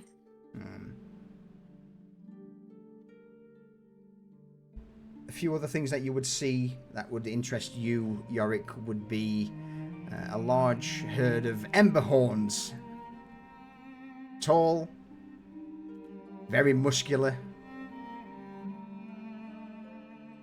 Oxen in nature. Deep red hides, but the horns that curl from their heads would be almost black charcoal in colour. And you would see them gathering around some of these smaller volcanic vents that open up in the ash wastes, eating at the weird red-stained grass that seems to grow around some of the volcanic areas here. They're easily 6-7 foot tall and about the same wide of just pure muscle.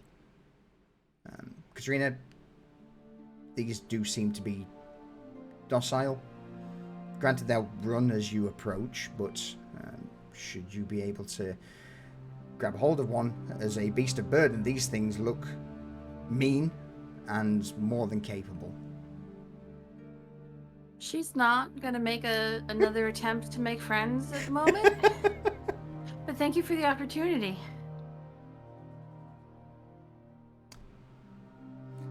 So yes, they certainly look intimidating.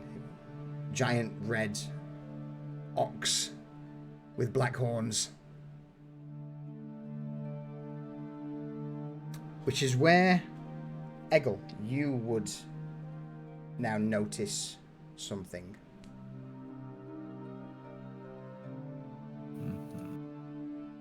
And that would be where these ember horns are gathered, about half a mile out, on a large stone pillar that rises from the red dirt of the ashen wastes, seems to be 3 large figures perched on top. One larger than the other 2.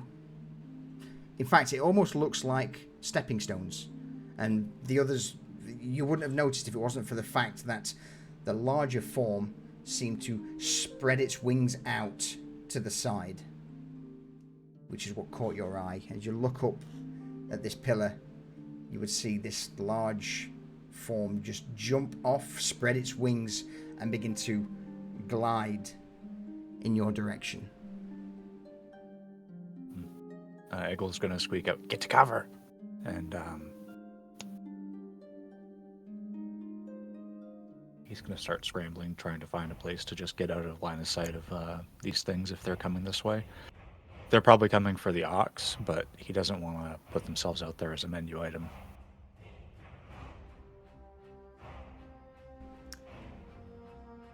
What are the rest of you doing? I don't know, if somebody shouts get the cover in this world, you generally get the cover. Yeah, whatever. Yep. Even if it's just some stones or something that are big enough to like squat down behind, between where the oxen are, and you know, just because that's probably where they're going. Because what I'm imagining is, you know, like that motion that cats do right before they spring, where they start Yeah. like that's what he's thinking that the vibe is. So if they've been stalking these oxen, like he just doesn't want to be there when they attack. All right.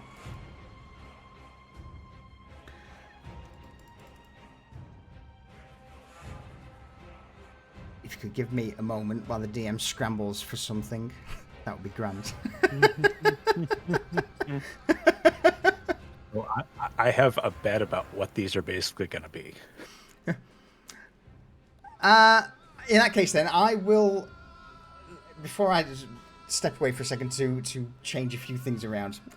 As you all hunker down, there isn't a great deal of cover nearby, but you are at the foot of what appears to be somewhat of an incline. Rock and rubble strewn around allows you enough of almost like a natural dip to hide in, and you would watch these 3 large forms in blindingly fast speed whiz over the top of you. The first one seems to easily be roughly 30 foot long. You would see wings stretched out, bat-like in nature. Body furred. A mix of mottled browns and reds and yellows. 4 powerful legs drape below, each ending in wicked claws. The tail, as long as the beasts themselves, like that of a scorpion. The head, feline in nature.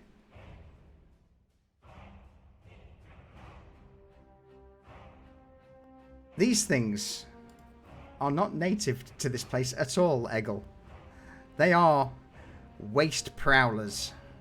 They are, or here they're known as waste prowlers. Your end, barren prowlers. They are, for all intents and purposes, manticores.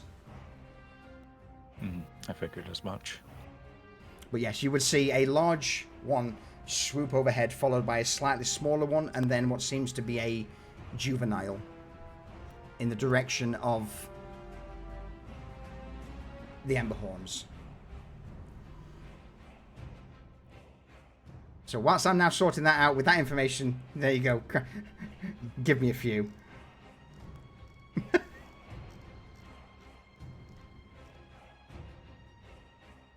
Well, that looks to be what you probably heard. I've never seen anything like this. What are they? Prowlers, baron prowlers. I don't know what they're doing here. They're just big winged cats with stinging tails and probably worse than umberclaws. Worse? I mean, they look worse.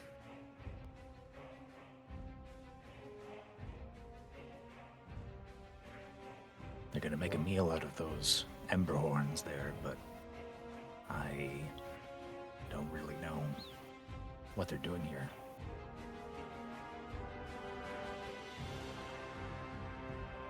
Well, we can't wait for them to finish, right? Because the bones said that we had to go. Might be best to make off while they're still busy here.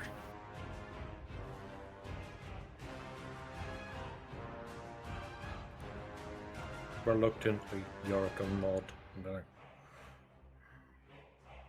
okay. One looks much smaller than the others.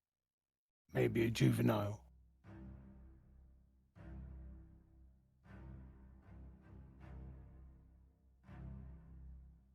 Well, even the small one's big enough to eat any one of us. Especially you. Especially me.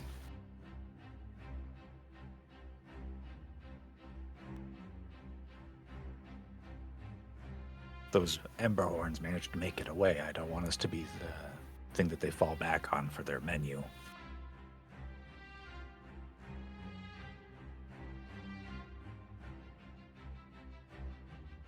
So do you know anything about, like, where they came from? Do you think they're running out of food? Is that maybe a possibility why they're here?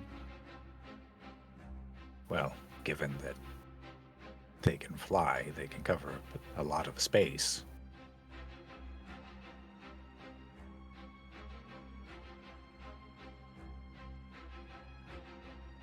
Could be. While they're entertaining themselves, let's go. Go on. Let's see if we can slip round them.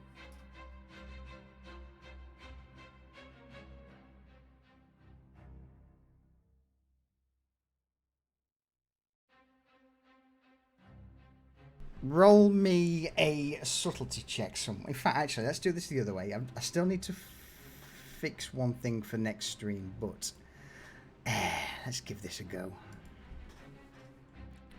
Let's...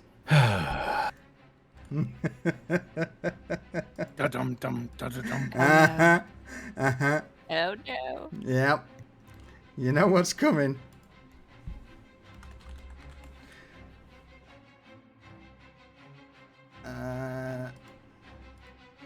Eggle, Grom, Katrina, Thea, Yorick.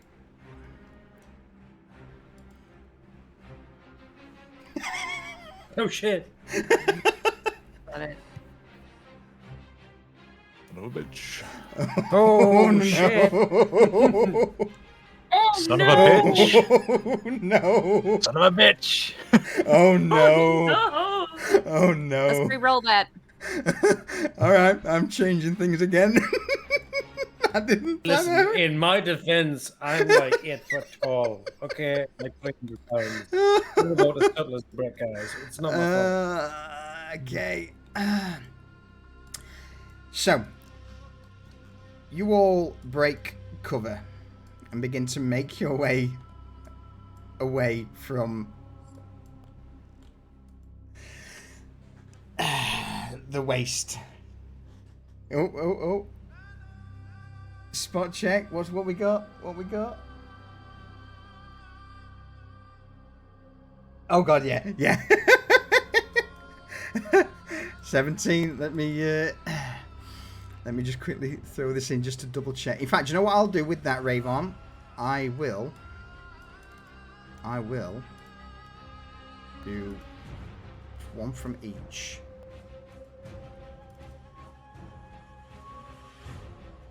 One C's.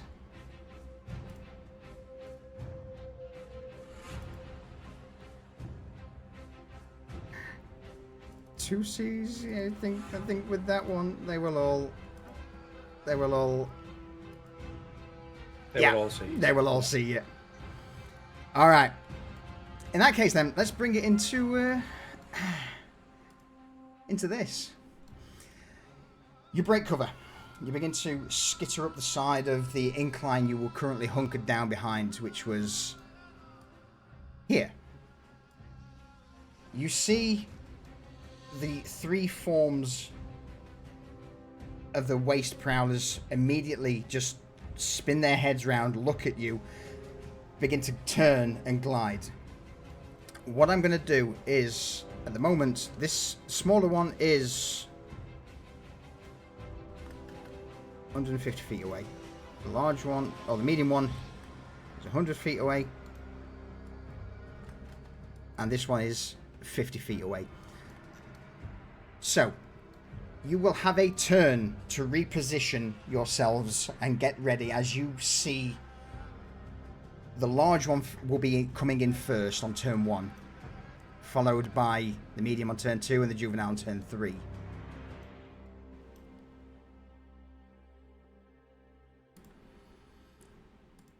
Roll initiative.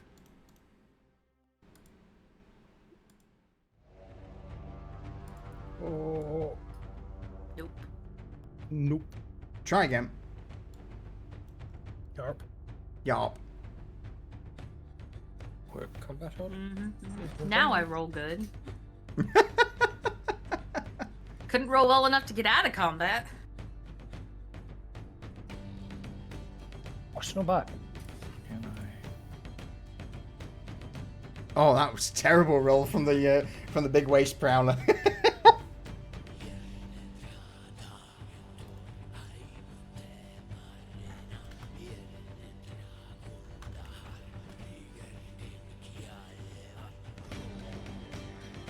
Hide the other two for the minute.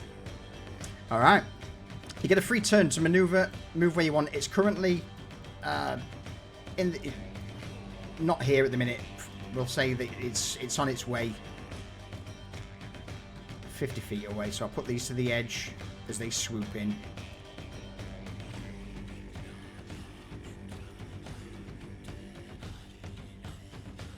Yeah. Yorick will stay at the back. No, but I'll move to about here.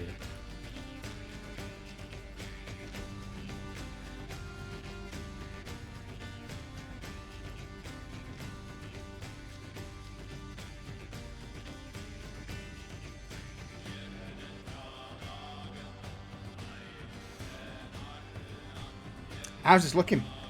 As these things are now on their way to you. But as soon as the went spotted, I think everybody just sets up in a combat formation. It just unlimbers their weapons and is okay.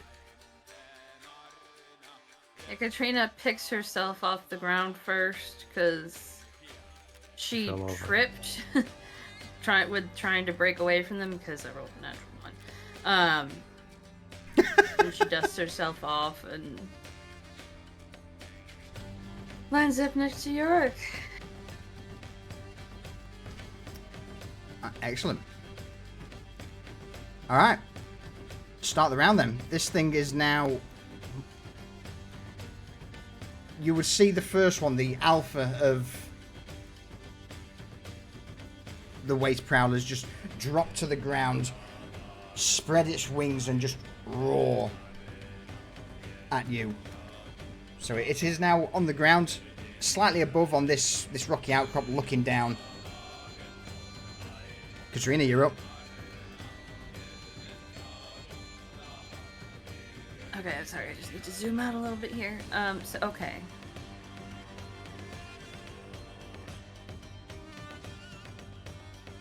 That's still a chunk of distance. Okay, so... Would she know anything about these from, like, legend or whatnot? Like, roll me a how they local- might... You can either roll me a local lore to go for legends, or you can roll me a natural lore to look at it. And what do you want? Local lore. All right. I want to know if she's heard about how these creatures... Nope, she hasn't. Sadly not. It's big. It's cat. It's stinger. It's winged. There's 3 of them, so there is some familial element to them. Okay, so... Just in case, she's gonna... spread out a little bit more here. And then, she's gonna hold her spear up and shout to them.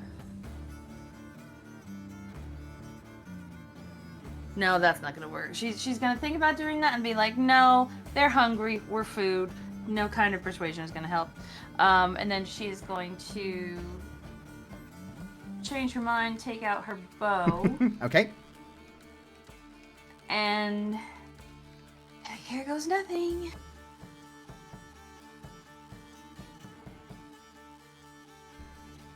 Arrow is strung. The arrow is let loose. The arrow hits. Yay.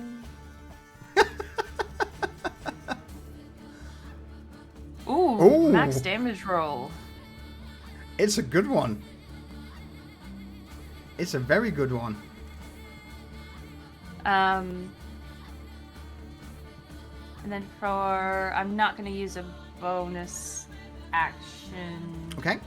at the moment. Just leave it at that, and that's my turn. All right.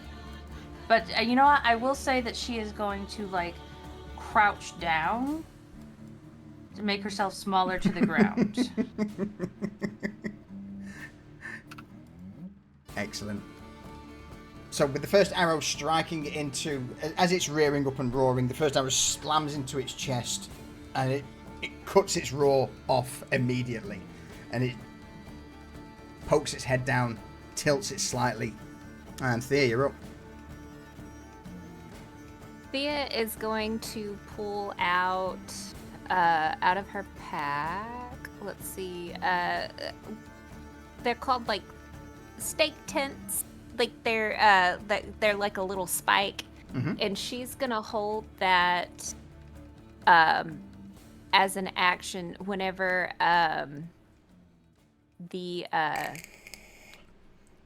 this thing comes within Striking range? 30.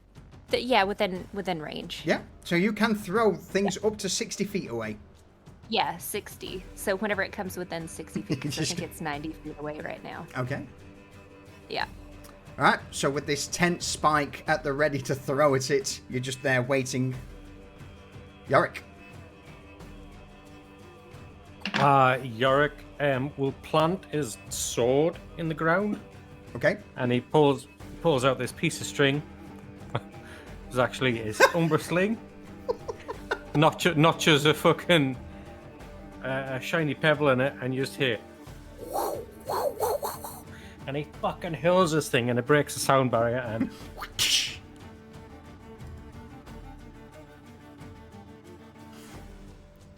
The question is, did you practice recently? Let's find out.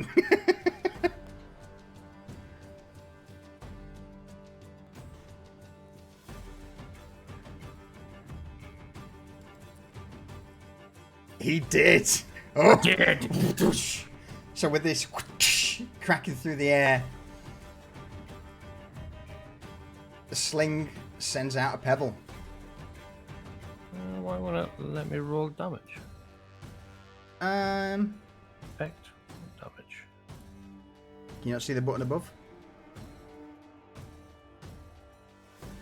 I had to roll it manually. Refresh Foundry, mate. It's not coming up. Give Foundry a quick F5.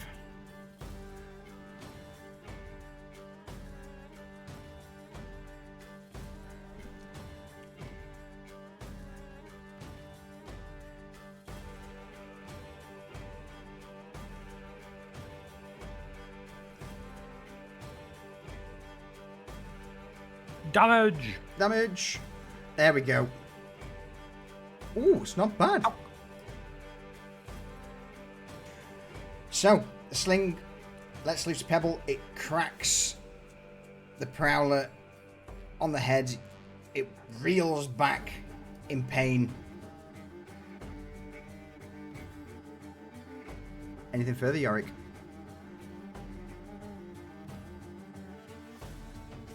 No, not this turn. Okay. Eggle, you're up.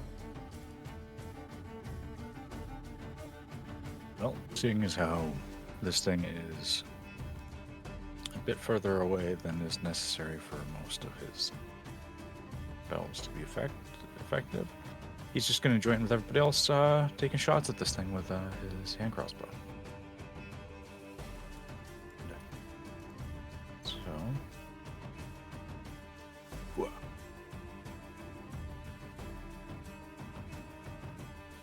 A little bit more wise to what's happening, it brings its wing forward and with a quick gust of air pushes the bolt off course. Sadly a miss. Any bonus actions? Don't believe I have any to take. Okay. Yeah, no, good.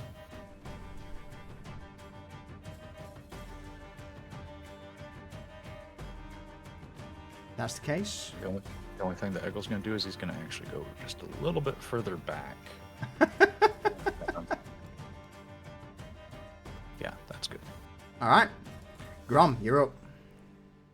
Do you want room putting down? Oh. Yeah, you can put him down. Yeah.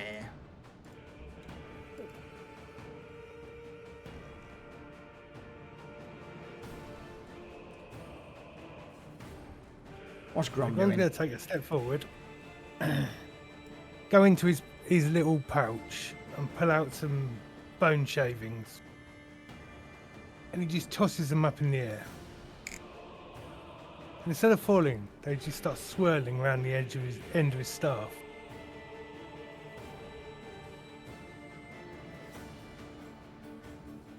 And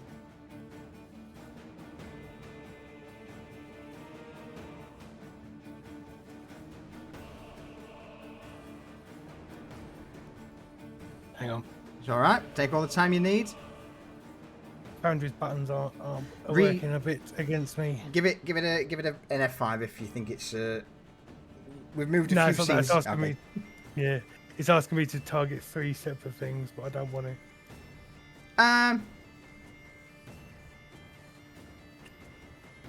I could do it from my spell sheet. That Yeah.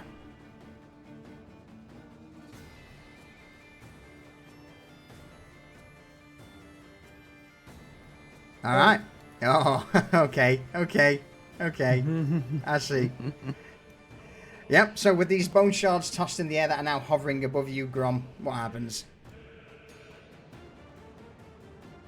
They are swirling round, and all of a sudden they stop and all point towards the manticore-looking thing, and then they just fly off with like a crackle of green energy around them.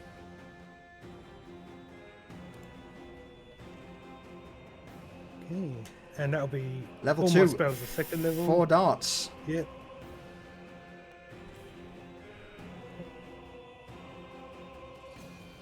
Two. Oh, these are great. 2. Oh my god. 4. And one more. Hey, there we go. There we go. These shards begin to slam into the large form of the Prowler, and it's taking them pretty well. You would now start to see that the other two forms are much, much smaller than this one. Still large, but as they're now gliding in. As for the...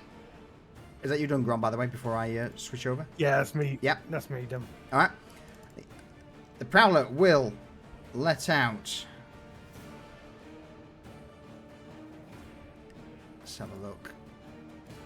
Yeah, why not? Why not? We'll let out a trumpeting howl. So as it throws its head back, lets out this incredibly loud roar. Now, most of you seeing this thing for the first time could potentially be frightened of it.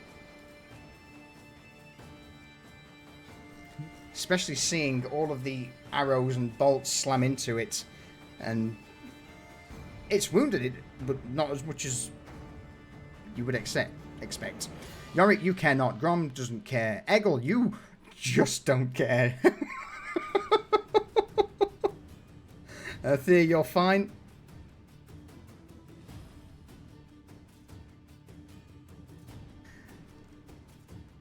Katrina, 9 or less and you're scared of it. But none of you are bothered. That shit was almost a 4.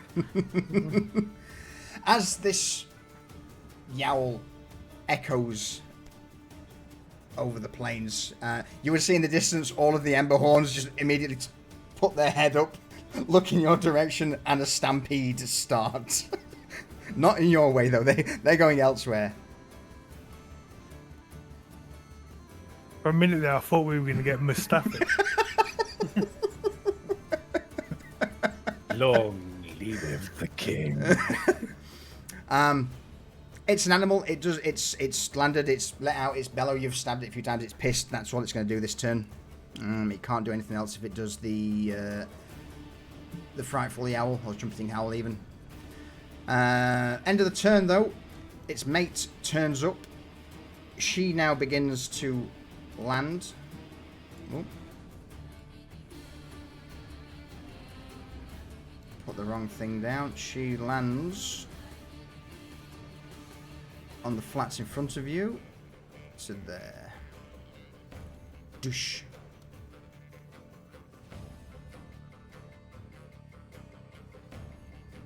Alright. And I will bring her into initiative.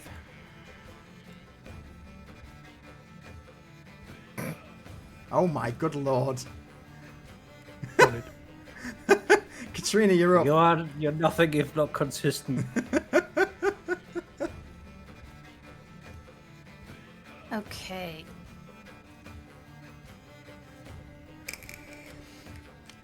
Yeah, that blood thing was where I was originally planning to put the corpse of the Ember thing, but that didn't work. Okay, so we have 2 players now. You know what? She's gonna do another arrow toss at the big one. Okay.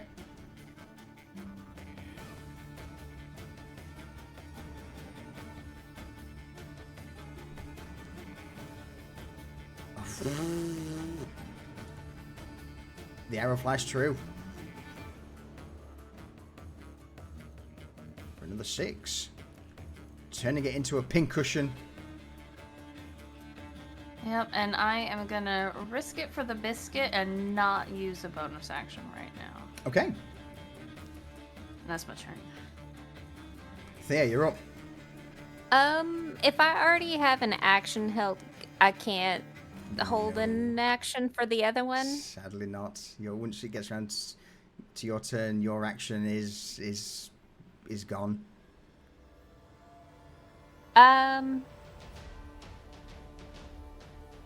You know what? No, she's gonna make him come into her. Okay, so she's gonna hold another action. Same again. Yep. So you're going to keep with Same the again. with the spike ready to throw as soon as it approaches. Okay. Any bonus actions? Yeah. No. Okay. Yorick. Can't stand still.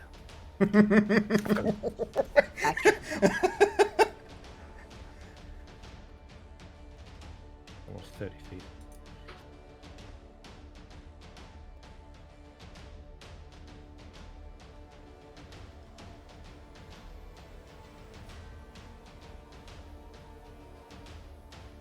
I shall move up and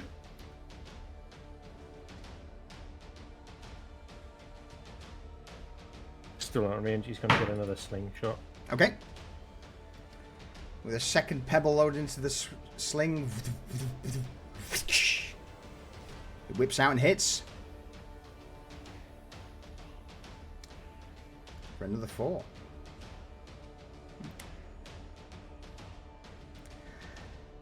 Yeah. It's bruised, it's blooded.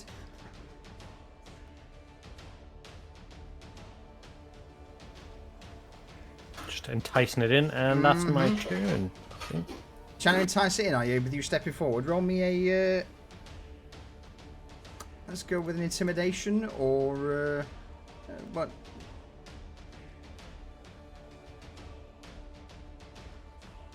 Alright. Let's see if... it takes the bait. Maybe, maybe not. We'll find out.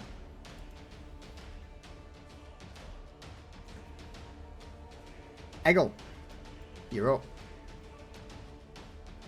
Well, things are getting a little bit more spread out here. So Eggle's actually going to just move up in the middle here. I think that's just where that's how far he can go.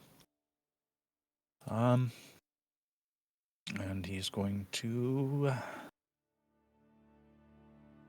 launch another bolt at this thing. All right. Sure that's, yeah, still 100 feet. Twang. The second bullet in. Fucking hell, yeah. The rolls a hit are good. Normal. Alright, she's got 2 arrows, 2 bolts. No, sorry, 2 arrows, 1 bolt, 2 bruised areas where the slingshot hit. It's now looking incredibly annoyed. It's at the point where it drops its paws to the ground now, stares down at you, and you can tell that this is about to make a charge in your direction. Any further actions? I don't really have anything I can do right now. I moved, I attacked. The only bonus actions don't apply right now. So Eggle's just gonna hunker down and brace for this thing attacking. Alright. Grom. Cool. Well, it's in range. Blast!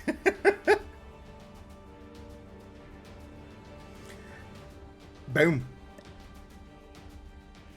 Nice. So I raise the staff, the eyes light again in the skull, and the power blasts out the eyes of the skull. That's a good roll. Not bad. All right. Is it just the one at level 3? It is, isn't it? Oh. Yeah. Oh.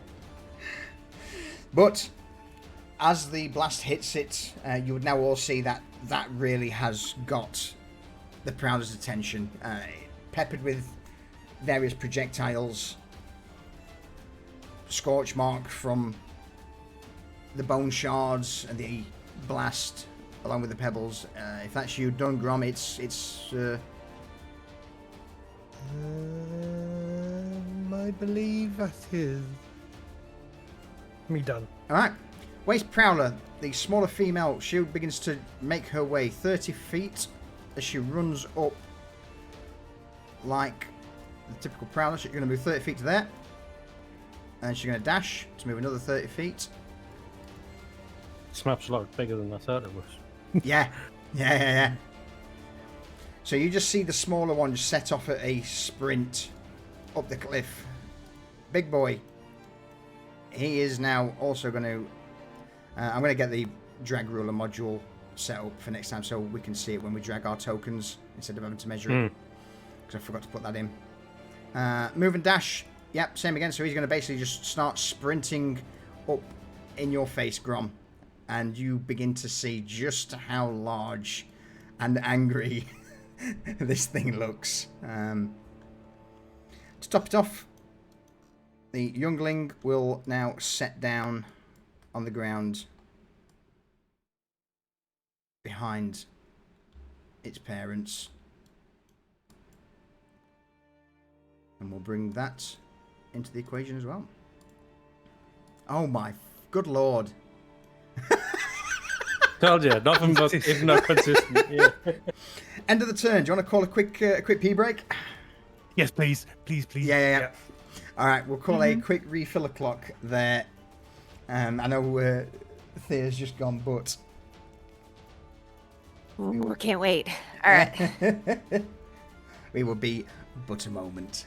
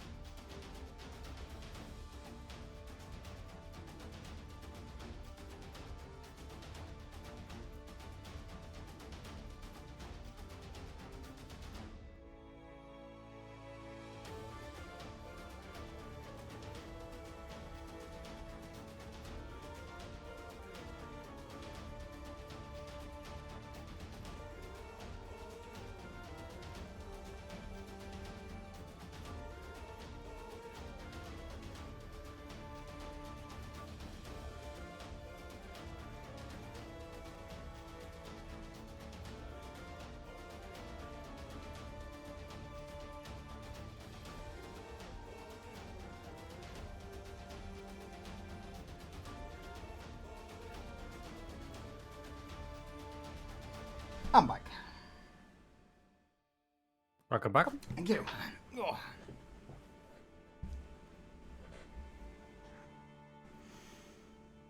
have we all returned? Jeez. Excellent. So, with all the players on the board,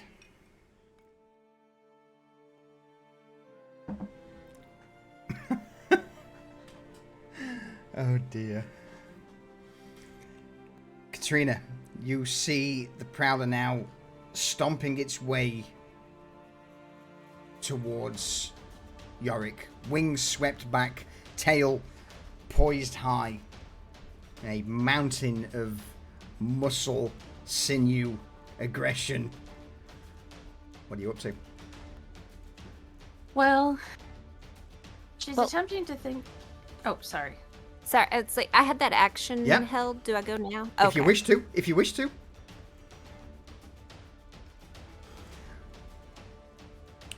On its sprint up. Yep, that hits. Okay, and so quick question. Mm-hmm.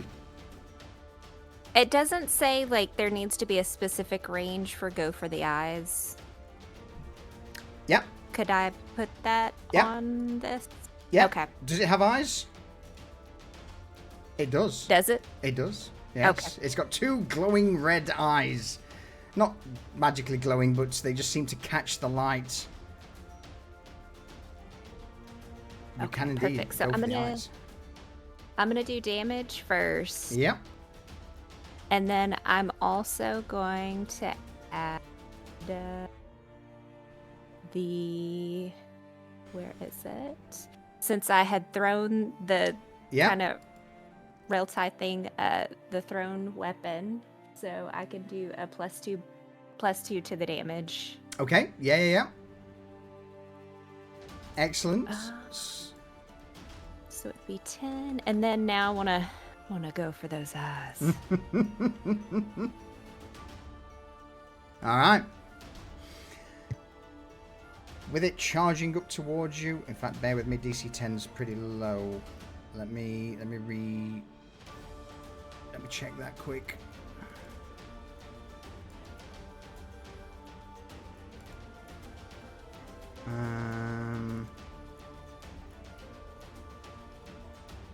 Okay, what's your highest? Is it Dex or Strength? I believe mine is strength. Okay. Okay, get rid of that. Try it again. That DC should be 13, Thea, not 10. Okay, try it again. Give me 1 second. Oh, hold on. I clicked the wrong damn thing. Hold on. It's so good. Nope, it's 14. Excellent. So, DC 14 dexterity saving throw as the Prowler comes in. You try and throw this pin into its eye. Just turns its head at the last minute, just sticking into it. Does it break, or does it remain in one piece for you to retrieve later? It breaks because I got like 4 All of right. them. So Roll shatter. let me see. Where is shatter on here? I think I need to pull it up. It's classed as a weapon in your inventory. Oh, okay.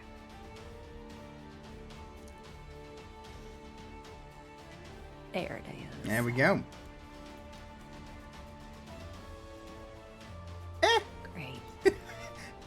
It's Better better than nothing, right? It's better than a poke in the eye with a sharp pin.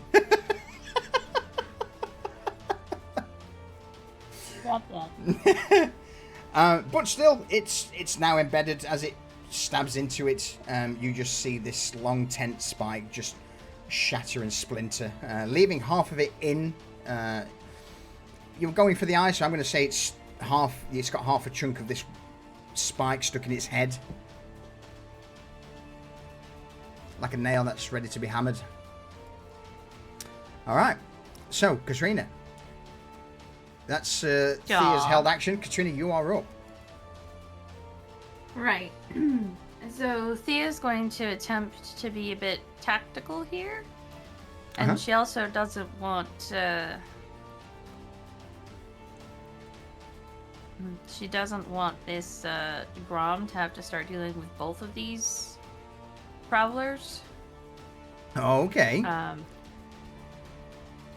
So, hang on, tell me what she is. Roll me an animal handling check or natural law, whichever you prefer. Oh, okay.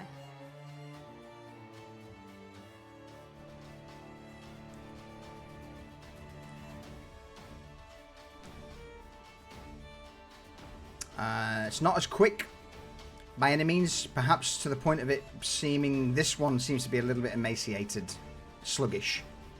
You think, judging by yourself, you would have to fuck up royally to miss a strike. Okay. So she's going to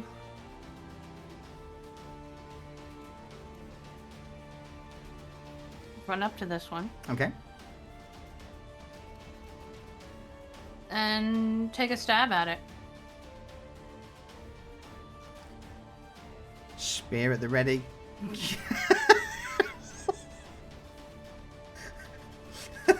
You jinxed me. This is your fault. You jinxed me with your bad rolls. At the last minute, just as you leap out with the spear, there's a rock that just slides underfoot, which causes the spear just to go through the membrane of the wing rather than into something fleshy. Anything further from you? That's my bonus action. I'll go punch it. All right.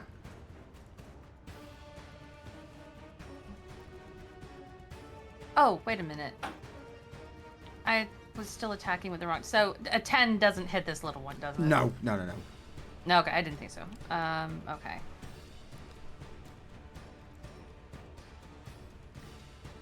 Flurry of blows. Yeah.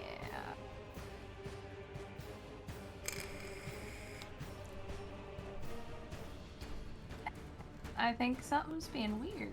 Refresh Foundry quick, if need be. Okay, yep. To say, we've switched a lot of scenes this evening, and something being a little derp. I'll have a look later.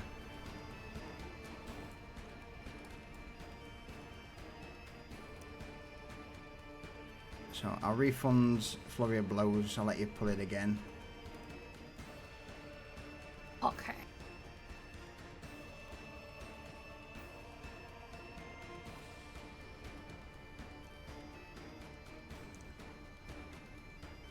I still don't have a damage roll button. Oh, so, okay. No, no, because that's just that just spends the resource. Then you make two unarmed strikes. Two unarmed attacks. Yeah. That's right. That's right. Okay. So I think we all derps.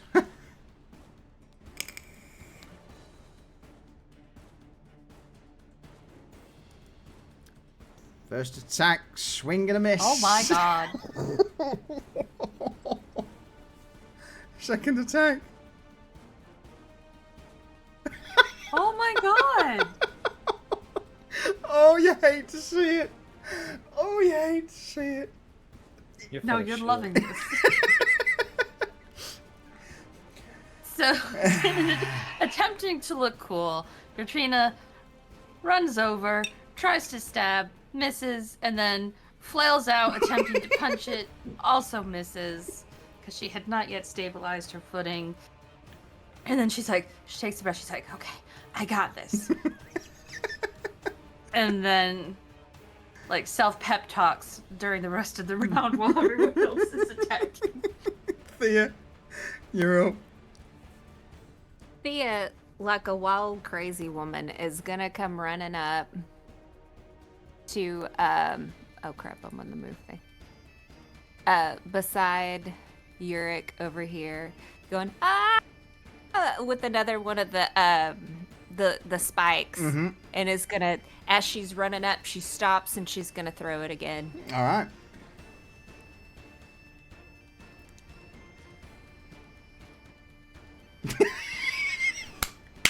Maybe that wasn't a good idea. Fucking runs in the family, doesn't it? It just sails over the top of the prowler. Its eyes just look up like a dog in a fucking bone. It just watches it. Oh, what's that? She's just gonna grit and bare her teeth at it, and then I'm not wasting anything right now on it. It's depressing. Yorick. No pressure, Yorick. So, as a bonus action, let there be carnage, let there be blood, let there be rage. Yorick is pissed. Alright. You want something done? Do it your fucking self. Charging in. Hold up. I've got to put my sword back on my fucking hot bar. I managed to take it out.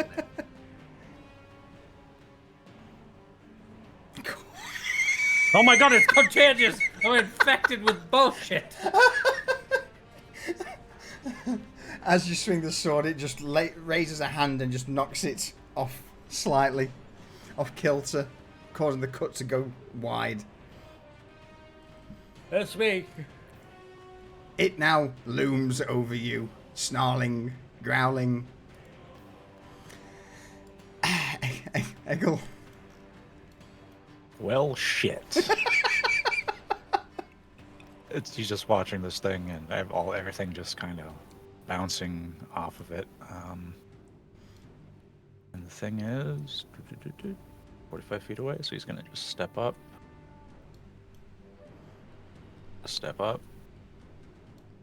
And spells. It's not my kind of spell bar. So let's. I'm really hoping that he doesn't whiff this as well, because that's the vibe. But Whiff. Gonna use ocular necrosis on the big one.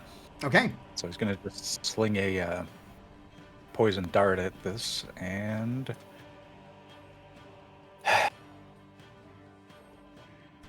And boom, it hits.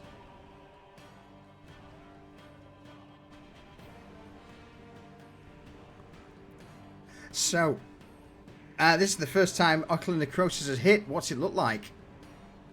so it looks a lot like his poison dart, except that it's just it flies out and he aims generally towards the eyes, somewhere nearby, and as it hits, there's a splash of this poison, and it through the bloodstream and through contact with the eyes, it basically just blood starts seeping out of their eye sockets, like underneath and around, just all over, and the thing loses its sight until the end of my next turn. All right. As blood begins to pour. see Oh, so go on. Yeah, you ready? I said you hate to see it. It reels back, pouring at its face for a moment as blood just begins to pour out, blinding it. Anything further, Eggle? Yes. Despite the fact that that's the primary target, he's seeing Katrina's ear alone over at this thing. Mm-hmm. So he's gonna. Actually, he already moved 15 feet, so I'm gonna move the remainder of my movement to here. He's trying to keep an eye on the little one, but he's just doesn't want Katrina to be alone there facing that thing down. All right. Grom, you're up. So this thing's blind, right? It is indeed. Is that an advantage situation? It is indeed. Delightful. Until the end of Eggle's next turn, it is blinded.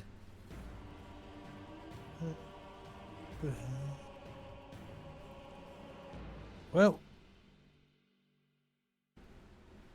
let's go and just shoot it in the face, I suppose. All right. Well, Foundry. Foundry is having a moment. I'm gonna have to refresh Foundry again.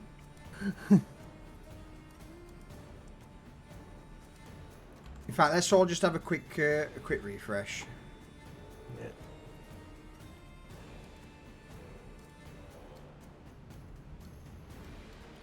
light refresher claw. Light refresher claw. Yeah, it's all working lovely now. I'll have it's been a while since I restarted the server, so it could probably do with it. Mm.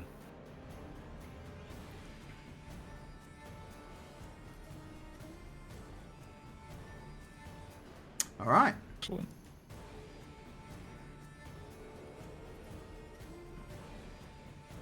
Righty ho. So I'm just going to Eldritch Blast it With advantage. at advantage.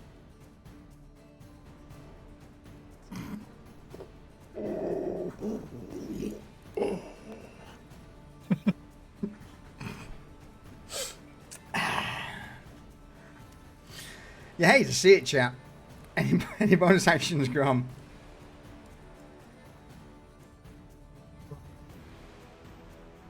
Nah, All right. not this turn. As you blast out towards it, once again, it just seems to dip its head, throwing its head around. Blood splats all over the place from its eyes. And as you were trying to hit the head, the last minute, it just whiffs its head aside. The Prowler at the bottom then, against Katrina, will attempt to...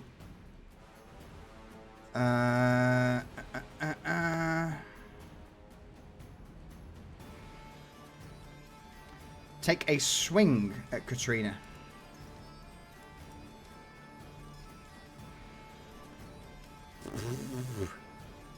Or not. No.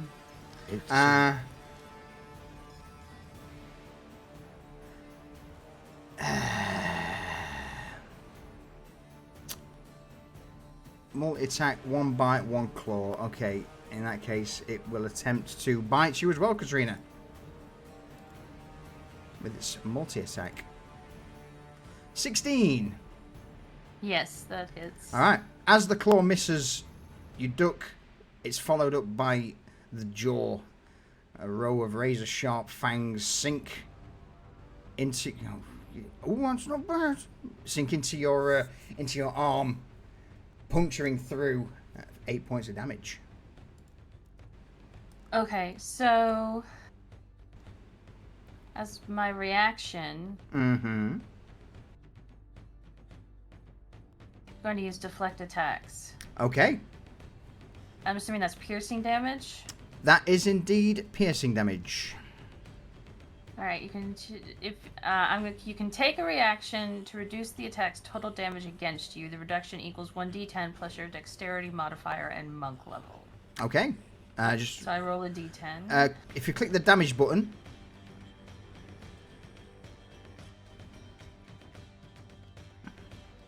No. Okay, so that didn't work. I thought that was how it works. Never mind.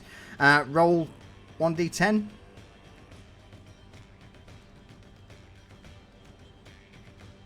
Plus 6. Plus your monk level. You are a level 3 monk. So plus 3. Plus your dexterity modifier. dex. Oh shit! And monk monk level. level. Plus 6. That's really good.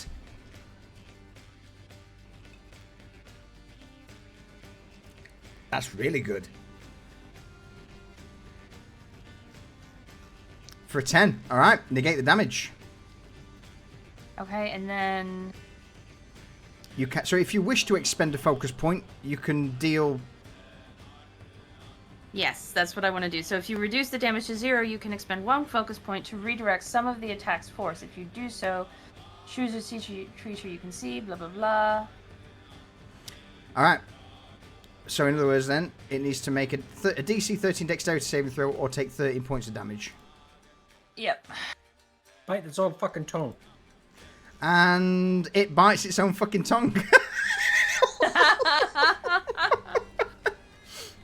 So, claw misses. He goes in for the bite, and just as its jaws are about to close around your arm, Katrina, you whip your hand out, and it just bites through its own tongue.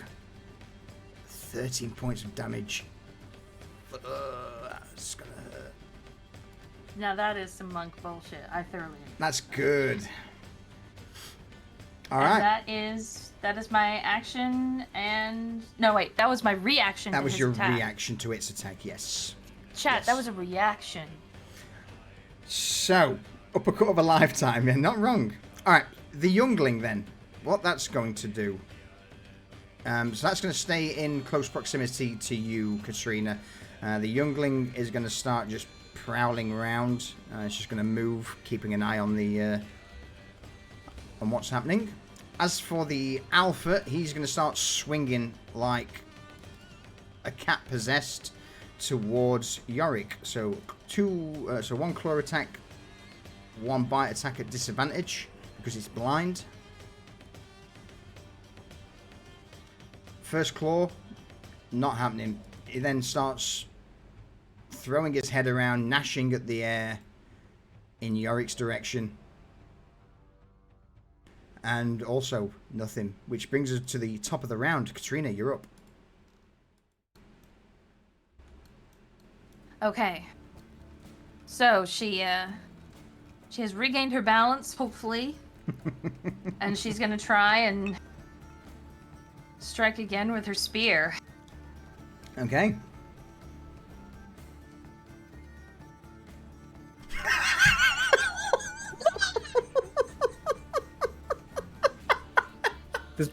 This entire battle has turned into a fucking slap fight.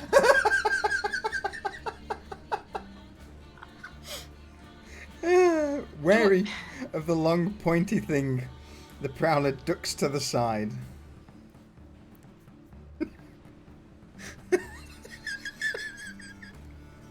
Anything? Stop giggling! I can't help it. This fight's been a fuck up from fucking turn one. Okay, I will flurry of blows. Come on, you need a 12. That's all I'm asking for. It's not a lot. Apparently it is. Come on, you got 3 chances to hit.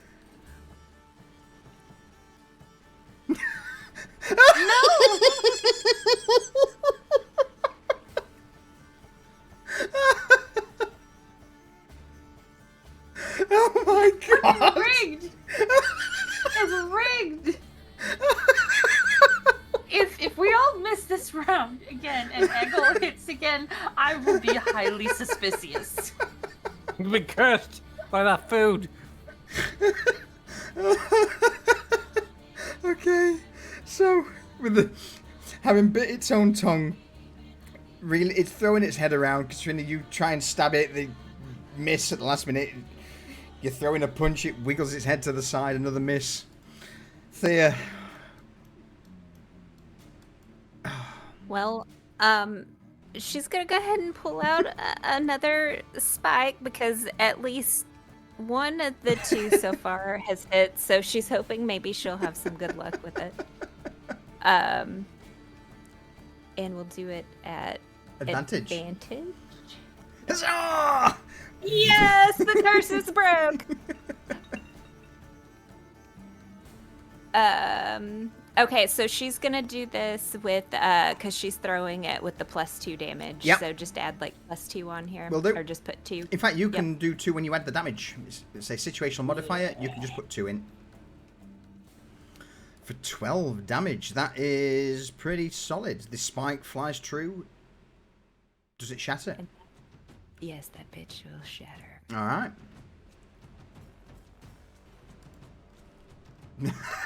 For another point of damage. So We'll take it though. We'll take it. once again, as the 3rd tent spike comes sailing through the air, slams into the prowler.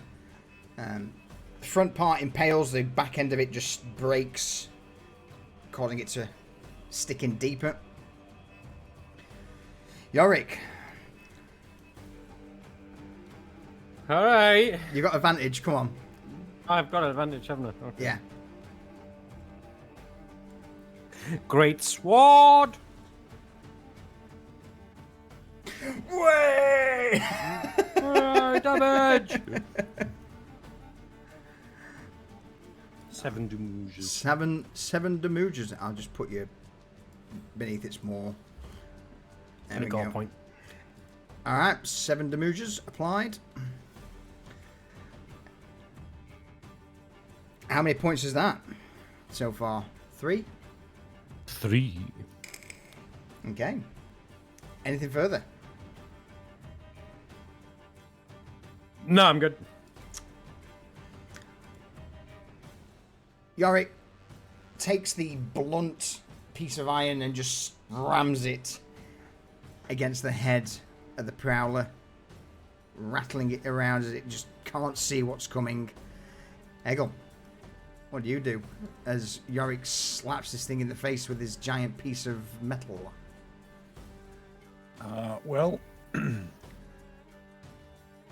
just due to the fact that there's not a lot of traction being had, this feels like a pretty rough fight. Because these things are big and they do a lot of damage. So Eggle is going to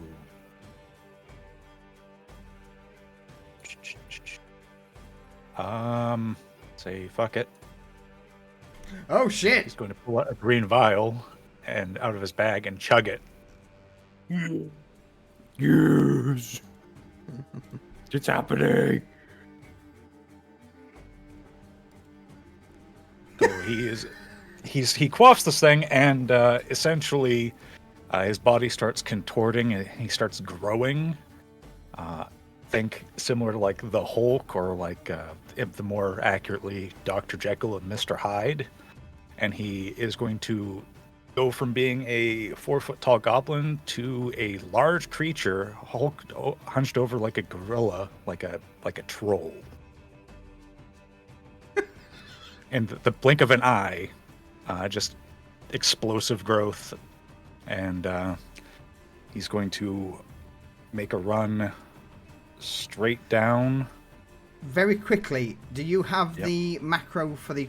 it's me who has to do that, actually. So bear with me. Let me hit that. For the...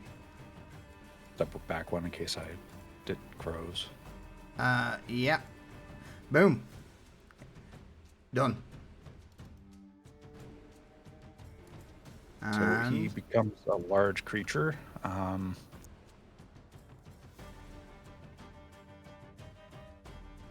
Go for it. He's going to actually come over here just because I think that he would be taking up a little bit more space than that, and he's going to... In that case, then, what I will do, I'll make this even... If we're gonna go silly, let's go silly. There you are. Yep, that is accurate. He's very large right now. And doesn't look like the weapons have changed for it. The weapons but- don't change, but your stats do. Well, he gains an attack when he does this, so that's why I was looking at that. Essentially, it's the fist weapon. He just pummels the shit out of things. In that case, yeah, you got big meaty fist My inventory. in your inventory as a weapon. Yeti, no. The reason there's no webcam today is it's hot as balls in the UK and muggy in my brick oven with no aircon. So, in a nutshell, I'm trying to. I'm not web. Yeah. Anyway, big meaty fists. Huh. Boom. Hits. Well, I wouldn't go that far, Callie, but your boy needs a shave. Anyway. So Eggle is going to beat his chest now that he's this big monstrosity and just charge forward, loping along like an ape, and then just gets up there and just swings wildly at this thing and clubs it with his fist. Just like he's basically bringing it down on it, and clips its shoulder and just strikes it for 8 points of damage. As you punch into it, Eggle, you hear bones crack and creak and snap in its jaw. This thing is nowhere near as healthy as what the others are facing.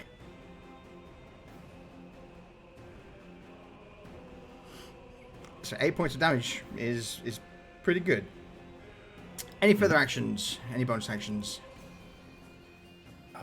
That was... No, the bonus action was the elixir. Yep. He moved and he attacked. That Okay. is the end of his turn. Grom, you're up. All right.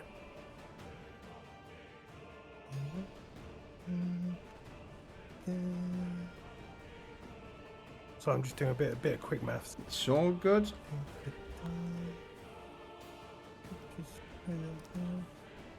Okay. I just want to. I'm using a spell I've never used before. Yeah. I like it. Sure. A lot of things are happening that we've never used before today. Cool. I'm gonna Also, sorry, Yeah, take that. the end of its turn, it's no longer blinded due to Eggle's ability. That's fine. Grom moves up. And casts. Da da da. Oh, Mortiferous Pulse. You summon a bolt of negative energy to stimulate and transmit necrotic pathogens into those that stand before you, decaying their internal viscera. Each creature in a 5-foot wide, 50-foot long line extending from you must make a dexterity saving throw, taking 3d8 necrotic damage on a failed save or half as much on successful. Alright. Waste Prowler, dexterity saving throw. Hang on, I need to move there so I don't hit. Where's my template? Da, da, da. So I shall just do that. Like that. Boom. Absolutely. No! Oh, you hate this bit.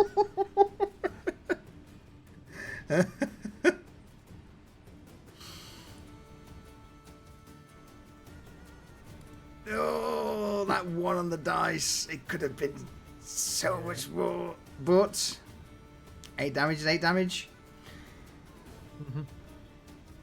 You see the Waste Prowler just ripple in pain as this... Well, in fact, what does it look like to Okay. as you cast the spell, Grom?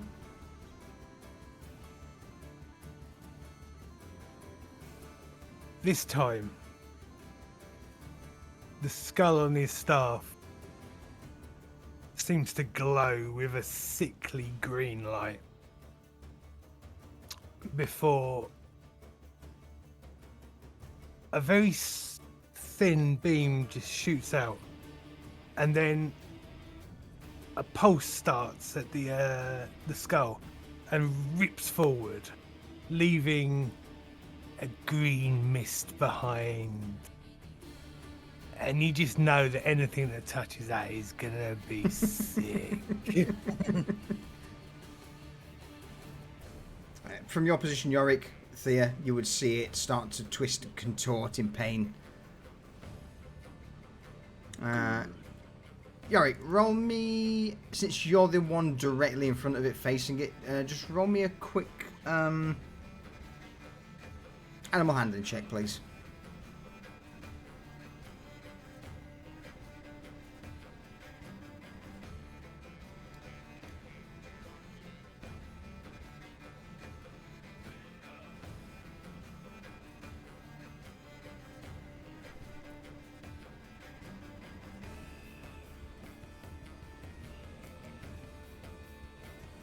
You good?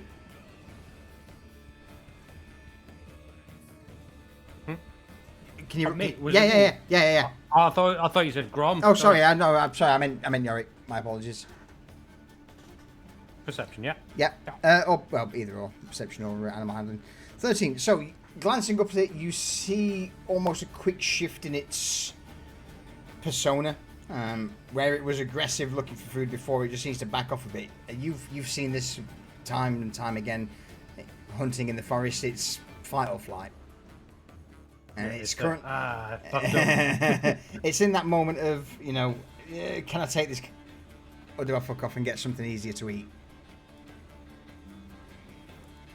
All right, Grom. Any more bonus actions from you?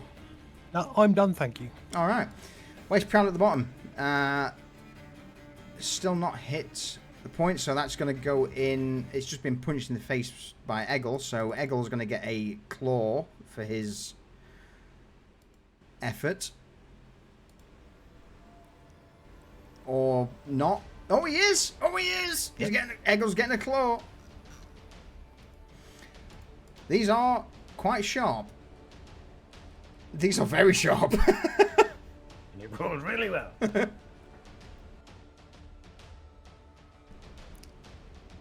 And Katrina is going to get a bite. So with one claw slashing out towards Eggle, that catches him in the stomach. Using the momentum, the jaws come round towards you, Katrina, and just once again clamp onto you. For fuck's sake. 9 damage, doesn't reduce it. It was 15. No, it reduces the 15 by 9. Okay. So that leaves you with 6 points of piercing damage that go through. Okay. All right. And that's my reaction used again this round.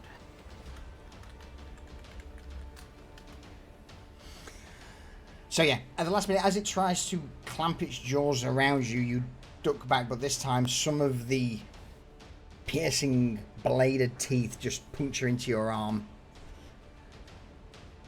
Not a fatal blow by any means, but still painful. With that then, Yeah. did it hit? It didn't hit. I did hit Eggle. It's going to move. It's going to move over yonder towards the smaller one. Oh ho ho, Eggle! You thought you would get an attack of opportunity. Sadly, you don't. With this thing being an agile predator, when the Waste Prowler hits a creature with an attack on its turn, the Waste Prowler doesn't provoke attacks of opportunity from that creature for the rest of that turn.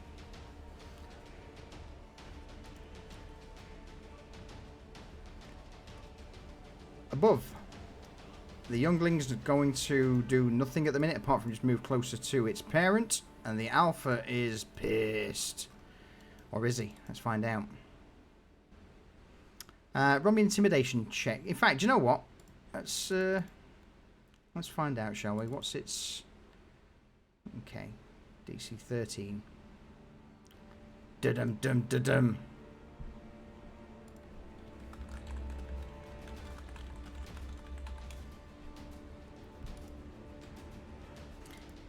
Use average, DC 13 from everyone. So this is going to be a group check from all of you to see whether or not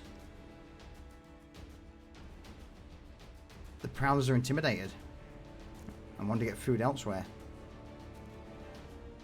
What check? Da-dum-dum, da-dum. Da-dum-dum-da-dum. This is intimidation.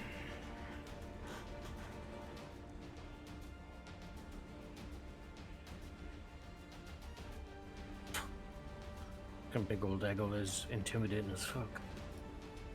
Even with a 13 and a DC, the two lower results average out lower. So with that, instead of fleeing, the Prowler will attack you, Yorick. First claw, followed by bite. You're having both. Claw misses, bite. Also, fuck.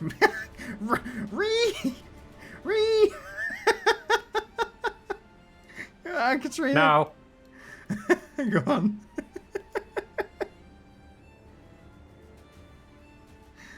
What was that, Yorick? No attacks for you. Okay.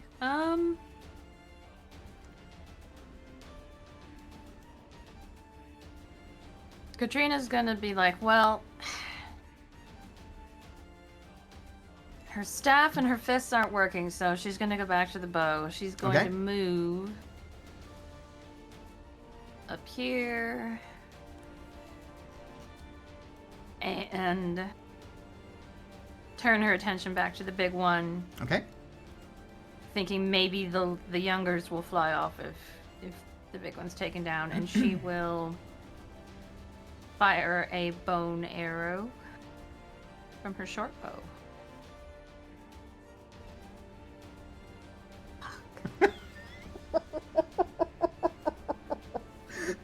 Low levels, yo. It's so frustrating. That's her turn. Okay. Fighting in close combat, the arrow goes wide. Trying to get a bead on it, but Yorick's just in the way. Thea, what do you do? Thea's gonna say, "Damn it, Yorick, this is my last spike! Kill it!"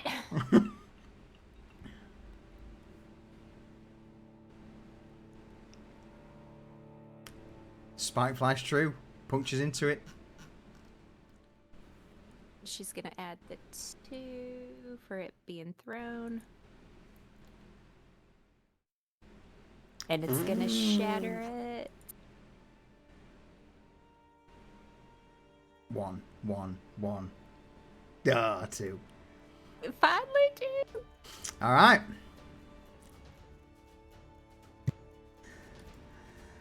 The last of the tent spikes pierces in, breaking. It's now, it looks terrible. It's got blood dripping from down its cheek from its eyes.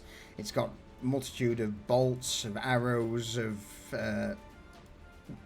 random tent spikes stuck out of it. It's not happy, but it's obviously hungry. Yorick, you're up. Sword!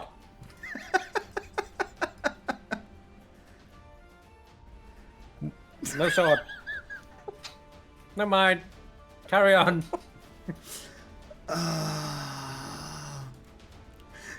Any bonus actions? My bonus action is to curse the dead gods and all of their cursed dice rolls. Eggle? Eggle, seeing that this thing has decided to peel back away, he's going to just glare at it, and he's going to turn his attention back towards the big one. And he can now move 40 feet, so he's going to just basically charge right up alongside this thing. Yeah. And just try to sucker punch it as hard as he possibly can. Puts Go one for it. hand down, brings the other hand up, and just... Whoosh. Exactly. Trying anyway. The fucking way the dice rolls have been tonight. But he does sucker punch under the chin. Ooh, 16 Ooh, points of that's damage. That's a good one. Hadouken!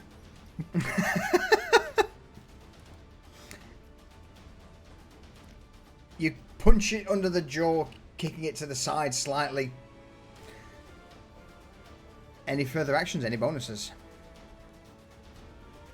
I do not have that, and I don't have ferocity points to use, so that's the end of his turn. Alright. Grom, you're up. Okay. For my bonus action, I am going to look at it, lock eyes, and shout, "Face down!" Intimidation. Oh, it's not happy. Intimidation. It is. You got to beat a 5. A 12 will do it. Ooh. So, face down. In a contest of wills, you stare this thing down, and you now have advantage until the creature that succeeds has advantage on the attack rolls against the other creature until the end of its next turn. So you got advantage this turn and next turn. Yeah. So Big numbers. We'll take it. nice. Oh, excuse me. You are excused. And I raise the staff once again. The eyes light, and the blast flies. 13 points of damage. It's close for another test, but not enough.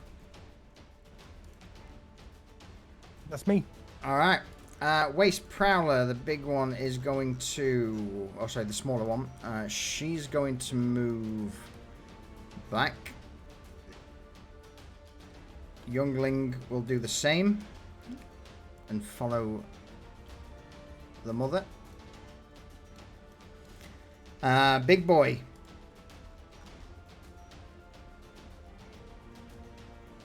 Needs to feed. So, at this time, Yorick, since you're up front. Oh, Jesus Christ. Multi-attack. The Waste Prowler makes 1 bite attack and 1 claw attack, or 2 tail spike attacks. Alright. Come on, second attack. First strike of the tail swings over its head towards you, Yorick. The needle-like pincer misses you by inches. It then whips its tail back, goes in for another strike.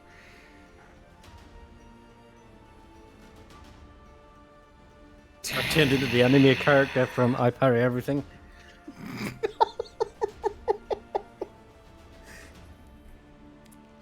This is a slap fight and a half. This really has just been a literal slap fight. End of the turn. Let's find out. Let's. No, it's going to take more damage. No, I'm not going to call it this turn. I'm going to push it through. Katrina, you're up. She's gonna. She sees the 2 others still backing away. She's gonna move closer to the rest of the group. Okay. And she's gonna use her sharp bow again. All right. Hopefully. Nope.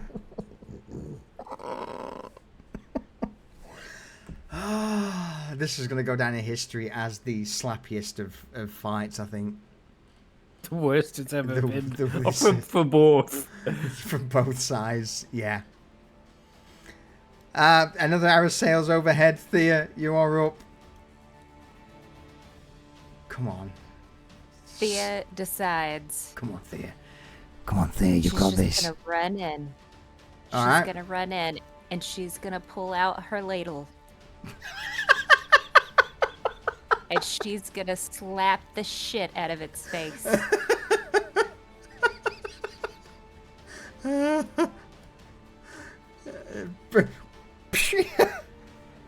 But it's where that spike is, so Yeah, it kind you're of gonna drives the spike in a little bit more. roll me a dexterity saving throw. DC 13.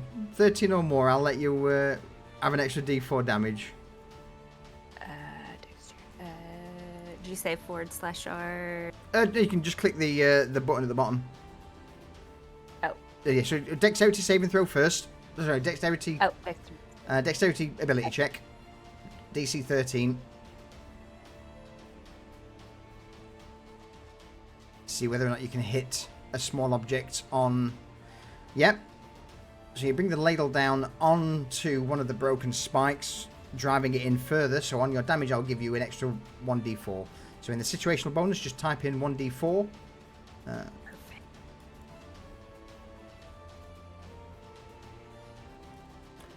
And For then, of another course, 10. her ladle's gonna break. It's gonna shatter. For another 2.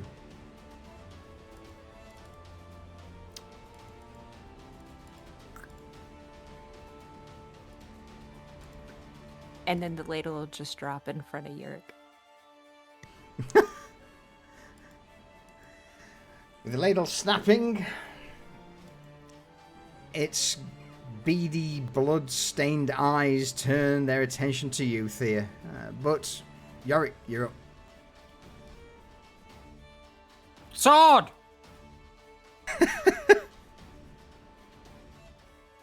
Yes!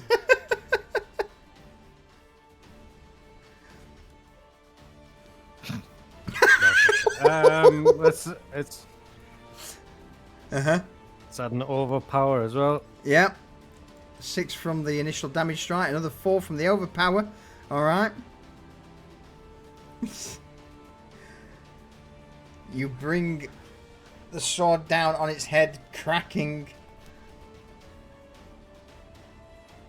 one of the horns off of its noggin.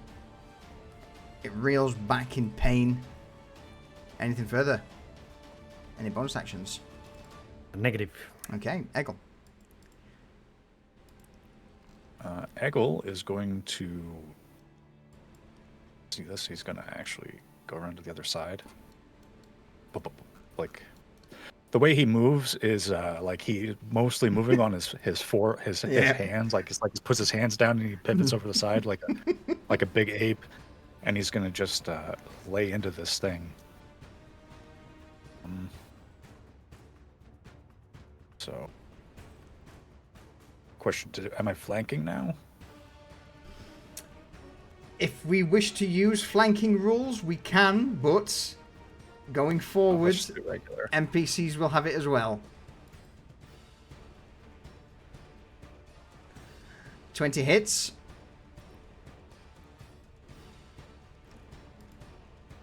For 9 damage as you punch it in its flank. Ooh, it's not happy with that. Any further bonus actions? I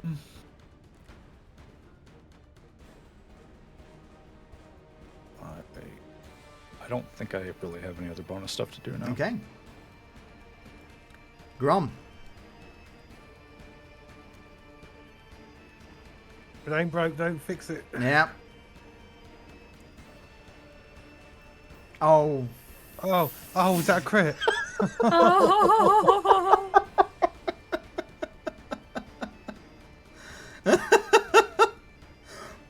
Douche. For 22 damage. Oh.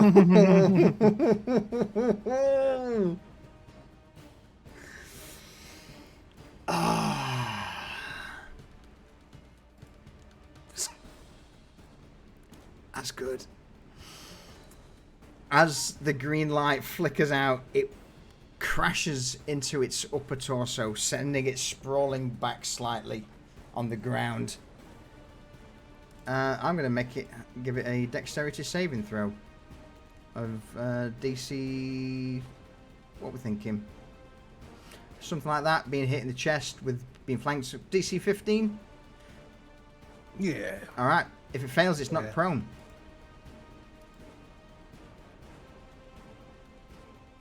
It's just made it. Just made it. You see it start to wobble and topple just as it's about to fall over. It's almost using its tail like a crutch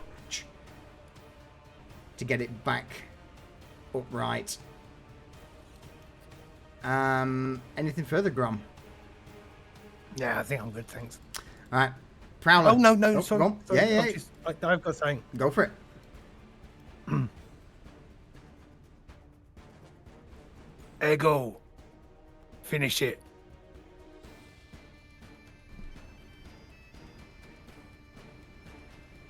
Oh, what? Oh, no.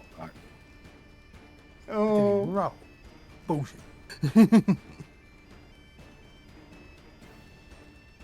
What did we really think was going to happen? So, I've been doing pretty good aside from that. Yeah. with opportunity, that would allow Eggle to beat the shit out of it, but at this last moment in time, it's going to start beating its wings. Eggle, you just miss as it starts rising in the air. It's going to take one last quick pissed off swipe at Yorick.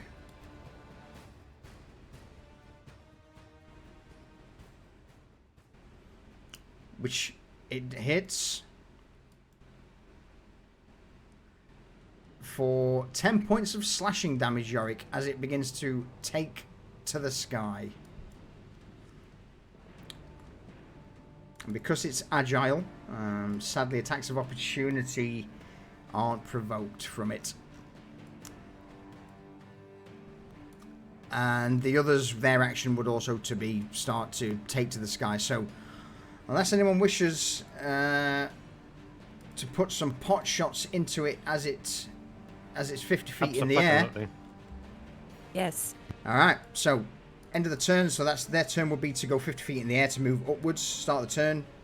Everyone's going to do ranged attacks. Hang on. Let's have a look. So first up, we would have We've all missed. Katrina with a short bow misses. don't worry. Thea misses. Grom, you're up.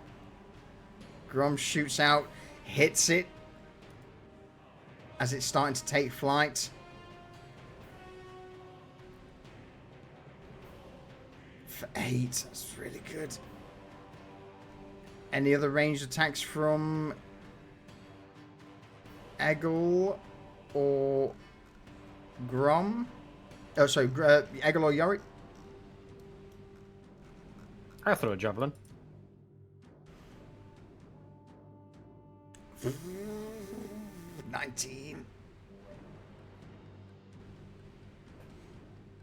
For 6. A 6, yeah.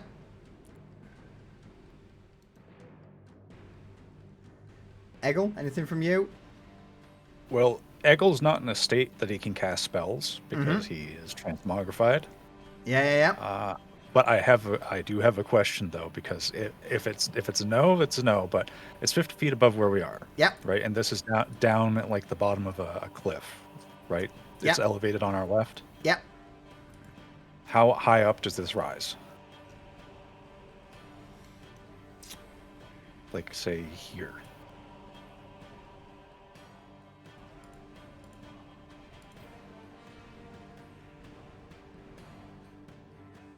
Ten foot. 10 feet. Okay, well, You can throw things at it as an improvised attack. so it's 40 feet above this, and it's going to fly that way. Eggle's not as smart as he normally is, so he's going to attempt this. Whatever happens, Alright. happens. But he's going to basically try to run up to the top of this, and he's going to try to jump in the air and try to just fucking swat the shit out of it as it goes by.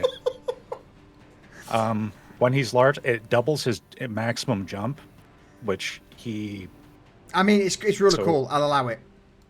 Well, he's going to try it. Regardless of what happens, he's Yeah. going to give it a shot. Yeah. All right. Acrobatics. Fuck it. It starts flying off.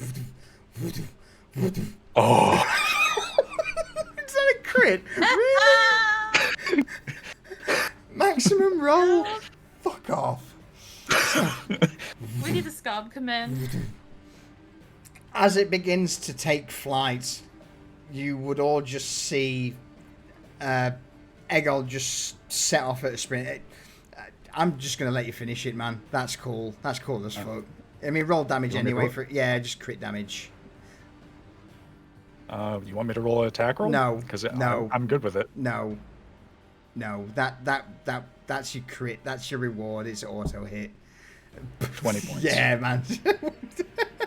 So Eggle runs up this hill like, I say run. It's more like loping, like his hands hitting and going up this thing, and he just gets to the top and just jumps in the air, like at the Shoryuken, and just swings up and manages to connect with this thing, caving its ribs in, and unfortunately it comes down on top of him. So I am going to be taking a bit of fall damage. Cool. Let's go with. You said it was 40 feet above. Yeah, I'll say it starts. So It's trying to get 40 feet. So first 10 feet's ignored. Let me roll the impact damage because we've got a thing for this now. So it's 20 feet of impact damage. So that's 4d6. Mm-hmm.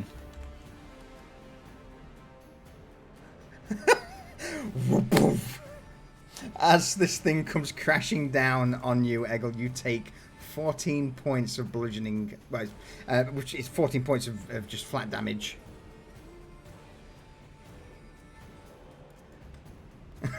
That's amazing. What are the rest of you doing?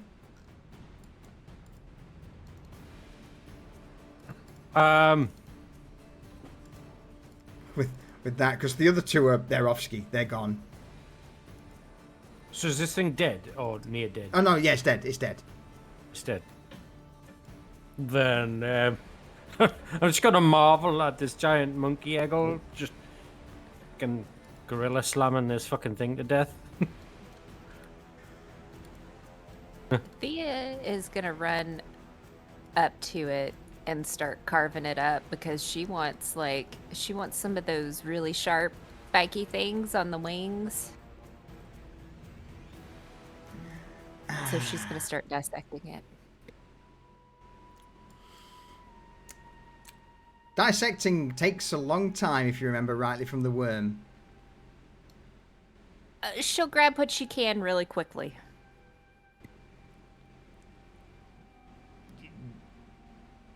Roll I me a think survival. Yeah, no, go on. I was gonna say, I think we might have a little bit of time to like regroup and maybe spending an hour treating wounds. Yep. So how much could she get in like? I would hour? say the fact that she's just rolled 21 on the survival tools, Thea just goes to fucking town and just starts ripping pieces off. Make it savage, Thea. How do you? I'm gonna. What do you want? What do you want? Well, I kind of see like her using one of the wing things as kind of like a she's not gonna have it as like a really long spear, but just long enough where she can kind of carry it, but it's kind of like a throwing type thing, and she's gonna, if you will give her 2 of those, and then I don't know, could she carry that tail if she The whole tail? hacked that tail off? No. Yeah, I mean, or at least part of it. You could carry the tail if you wish to add a sheer amount of shit to a. You've still got a day's worth of travelling to do. It just depends whether other people are happy to carry stuff through this wasteland of bullshit. It's down to you guys. I'm happy to let you cart off whatever you want from it and spend as much time as you want here carving it up. But the more time you spend dismantling, the more the more time it's going to take to get to your destination. So it's now down to you guys what you want to do. There's no mad rush on getting out of here. If you wish to stay and spend a few hours. This is a hardy creature. So, talk amongst yourselves. What do you want to do? What's the plan? I know you all wanted to harvest stuff. I don't. How far away did the beasts of burden get? I would say some of them are still running. Some have slowed down. Just as this was over quickly, some have stopped to look in your direction.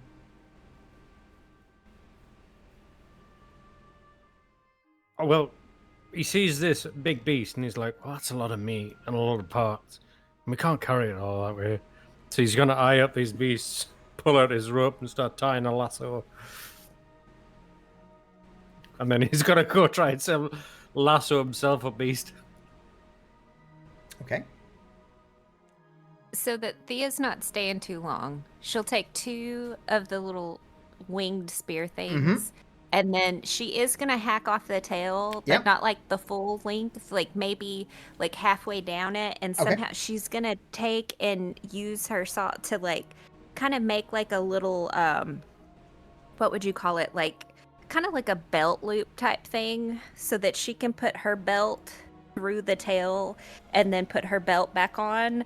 And then that way that it looks like she has a tail, but that's how she's going to like drag that thing. Okay, yep, that's if you're dragging it, that's perfect. Because I'm gonna say this thing, even half of the tail is longer than you. The tail on this is like the thickness of your torso. Okay, well maybe we can use some meat out of that. Excellent. Okay. How long does it take for Eggle to return to being Eggle? Well, rules is written. The transformation lasts for 1 minute, which I believe is 10 rounds. Correct. Cool. So he is just there. The only reason you could tell that this is Eggle at this point is because the robe he's wearing has stayed on his head, so now it's like a cap, and his bag is still slung over his shoulder because it's it's more than meets the eye. So it's still hanging there around his neck too, almost like the way that like a Saint Bernard would have like the medicine pouch. So he's got that, and he's got the little cap on, but his entire head is about as big as he was before. So he's huge, like Giga Eggle. As soon as Eggle regains Eggle size and Eggle mind, I'm going to ask him to saw off the horns of the manticore. Okay. Thea, Well, just very that's going to quickly, be 6 rounds. make a note. Take 3 trophies. Make a note that of what you've got. Granted, any checks, any acrobatic checks going through, or anything for maneuvering with such a large piece of tail will be done at disadvantage. So you have got it, and you will have it, but there may be complications just due to the fact that you're carrying and transporting such a large piece of creature across an inhospitable wasteland. I'm not going to take it away from you, so don't worry about that. It just means I get to torment you all a little further down the line. So that's not a problem. If you're cutting the horns off, take your 2 trophies for that, Grom. Mm-hmm. Thank you. Anybody else? Yeah, Katrina is gonna take some of the meat that's getting hacked off of this and get a fire going. And while everyone else is doing the thing, try and cook as much of it as possible. Okay. To store for future meals. How long? Give me a time frame on how long you guys want to spend doing all this.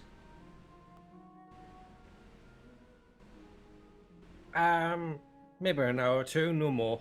Okay. Roll me a D4 plus 2, Katrina. Okay.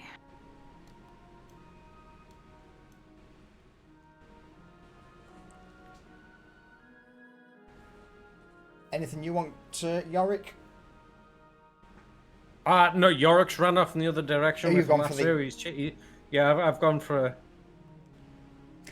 One of Yeah, the I've gone for a slightly piece smaller ember horns has stayed behind. It's not a full juvenile.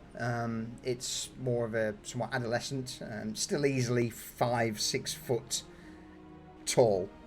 That's just stayed behind and just stood there like an absolute gorm watching you sprint towards it. Yeah, it's like, what's this fucking thing do? Oh, shit! This giant red-skinned, black-horned oxen watches you approach just at the last minute, seeing the danger, starts to turn and run, but you got the lasso out. What do you do? I try and lasso him and haul him in. Roll me an appropriate check. Animal handling? Are you trying to calm it, or are you just trying to manhandle it? Well, I want to lasso it and then calm it. Okay, animal handling it is.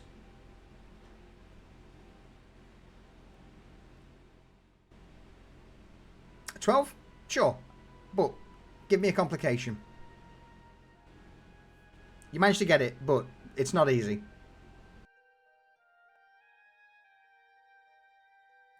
It's actually really friendly. Like, too friendly, in fact. So it tries to nuzzle me, and it now has me pinned to the ground and is lying on me. Help. Better than a hoof to the balls.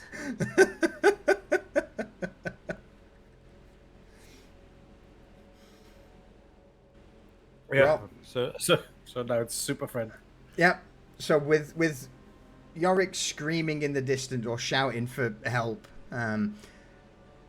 Katrina, you're by the fire, grabbing some of the meat that Thea's tearing off. Thea, you've got these 2 giant spikes in hands. Then move over, grab the tail, hack it off, and you're left with this giant length of manticore tail. Eggle, you return after a few moments to your normal self with the bone saw in hand, cut the horns off. Is there anything else anybody wants whilst you've got a bit of downtime?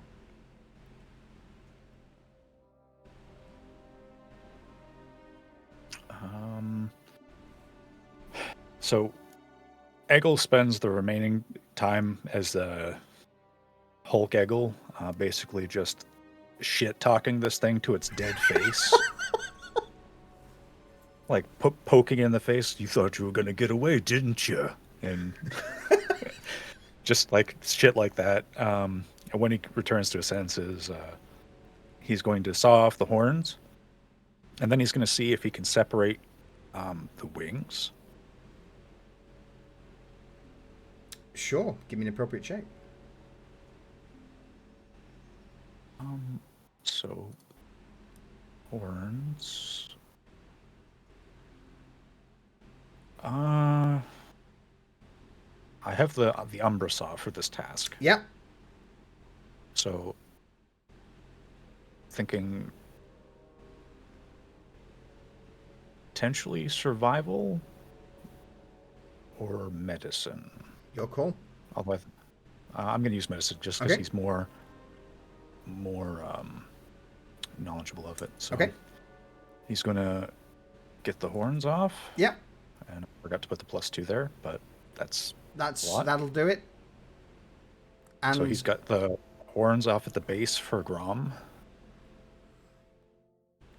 Then you go at the wings. Yep. And I will do a separate one for the wings because they're noticeably different thing. And I'll actually punch in the +2 because he's trying to take off the actual like the base of the wing. Okay. Like he's gonna start there and then start moving away, so he's not like cutting through the membrane. So you're just cutting. Oh, fucking hell! You're cutting off the entire wing. He's cutting off the entire wing, and then he's gonna start trying to remove parts. But he mostly wants to keep the membrane and the spiky bits together. Just because he's like, that'd be a cool cape. Yeah. Obviously, you can't carry the entire wing around, but with roll me a d6 for the. So it would be a d6 for the spikes on the old wing. Well, what he really wants is to try to see if he can collapse the wings, and take off like the meaty portions, and basically just keep the connective tissue and the membranes.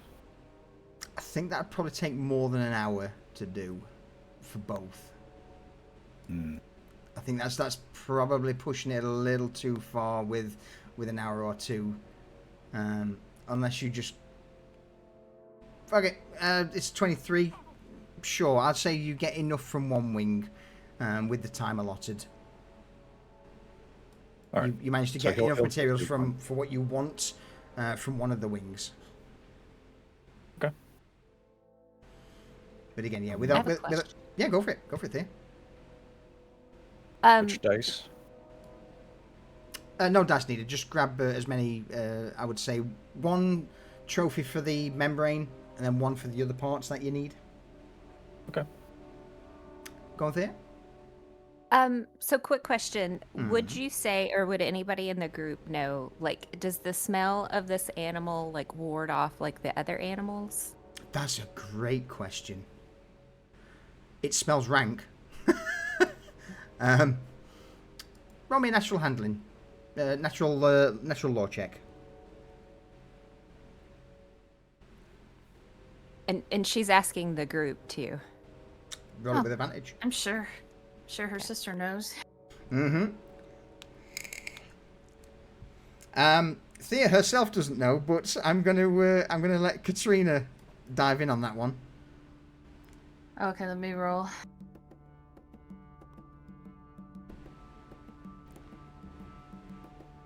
I'm gonna let you have the same with the advantage as well.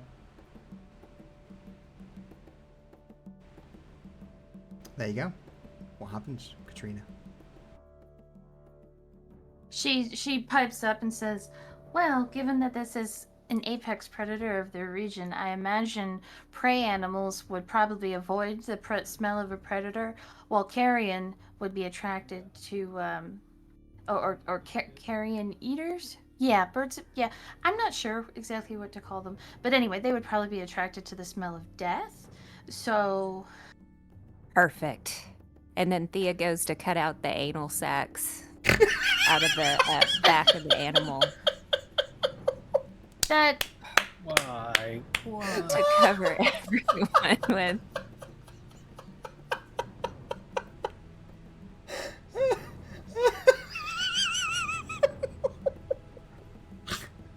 Okay. 2 hours pass. And there's nothing but this carved up carcass, one wing missing, half of its tail, horns cut off, bleeding out the back.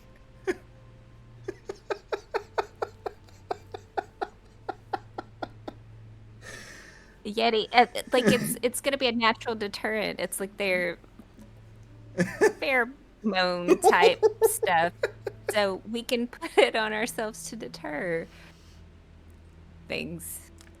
Or I mean, I guess we don't have to put it as long as we have it like shrouding us and carrying. I don't know. Maybe. After a while, Yorick, how do you return to the group after getting this this ember horn off you?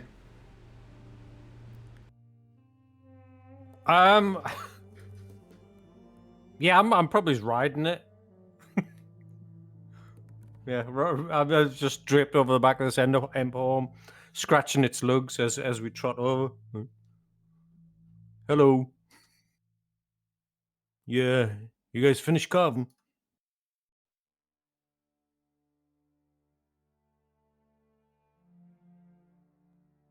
Made a friend. Yeah, easy. I thought we could use a beast of burden, you know? Help carry stuff. Like the creature. Now we can just roughly hack it up and carry it along with us. oh my god, I love it. What's his name? I mean, I just got him. I haven't named him yet.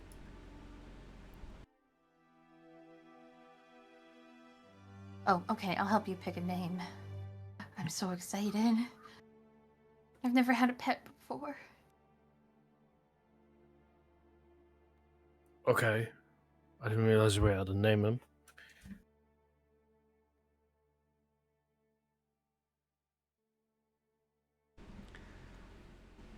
A couple of hours pass after this conversation.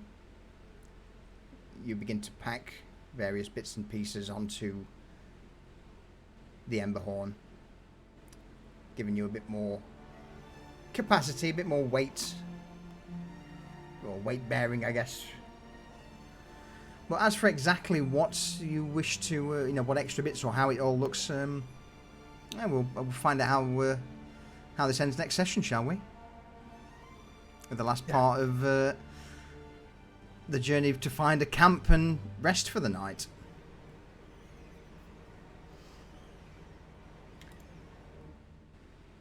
Sounds good. So, leaving a bloody trail and no doubt 2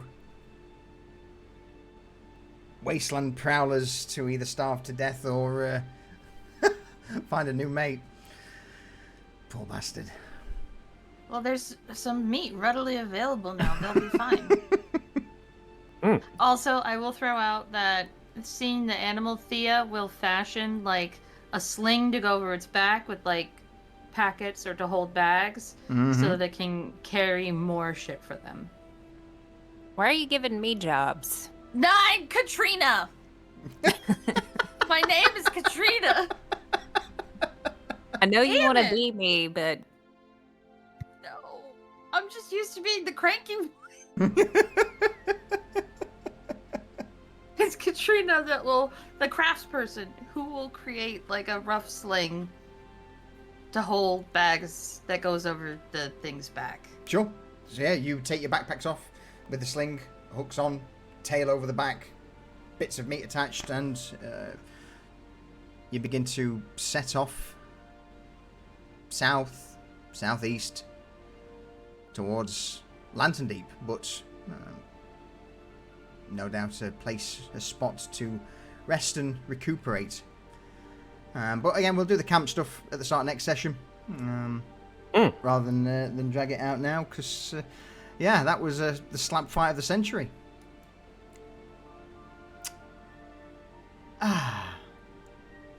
Everyone, players, thank you for another cool and awesome, entertaining session at cursing. Man, those rolls were those fucking rolls. cursed. Oh, bosh. Across the board, awful. But yeah, goodbye, chap. Bye, chat. Goodbye, chat. Goodbye, chat. And see you next time on the Cradle of Ruin. Where Egg? Sorry, say that again. Say that again. Fuck, I pressed mute. Where Eggle what? I said, where Egg will undoubtedly carry again. Oh my god. Oh, them's a fighting word. Alright, I'm muting you fuckers up. Let's head over to the ending screen. Ah, dear me. Thank you, everybody, for the support, for tuning in. Hope you enjoyed the constant stream of red numbers as we all failed dice rolls spectacularly. Durs, thank you for the 52-month sub. I appreciate it. And also congrats on the first jump. Thank you for the 56 months at tier 2. Boxy, thank you for the 3-month sub. And yeah, Ravon, good spots. Good. Brought them all in. I wish, yeah, I definitely need cooler weather. It's or I need to invest in something to cool this room down. I'm glad you stopped into Jack. God damn it. On that, let's try and find someone to. It might not be a bad idea, portable AC. I'll have to do some looking, some investigating.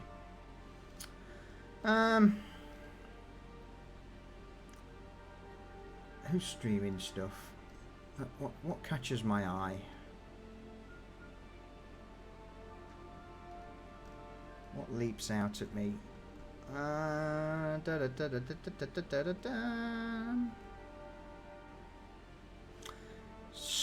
Absolute Sylvian. Ah, it's a shame. We won't be able to understand them. Or I won't, let's put it that way. Who's streaming D&D? Yeah, I do have a window in the room. Frustratingly, for a lot of the aircon units, it will go in a window that sort of opens horizontally, whereas my window kind of swings out on the vertical pivot. So a lot of them wouldn't work for this room.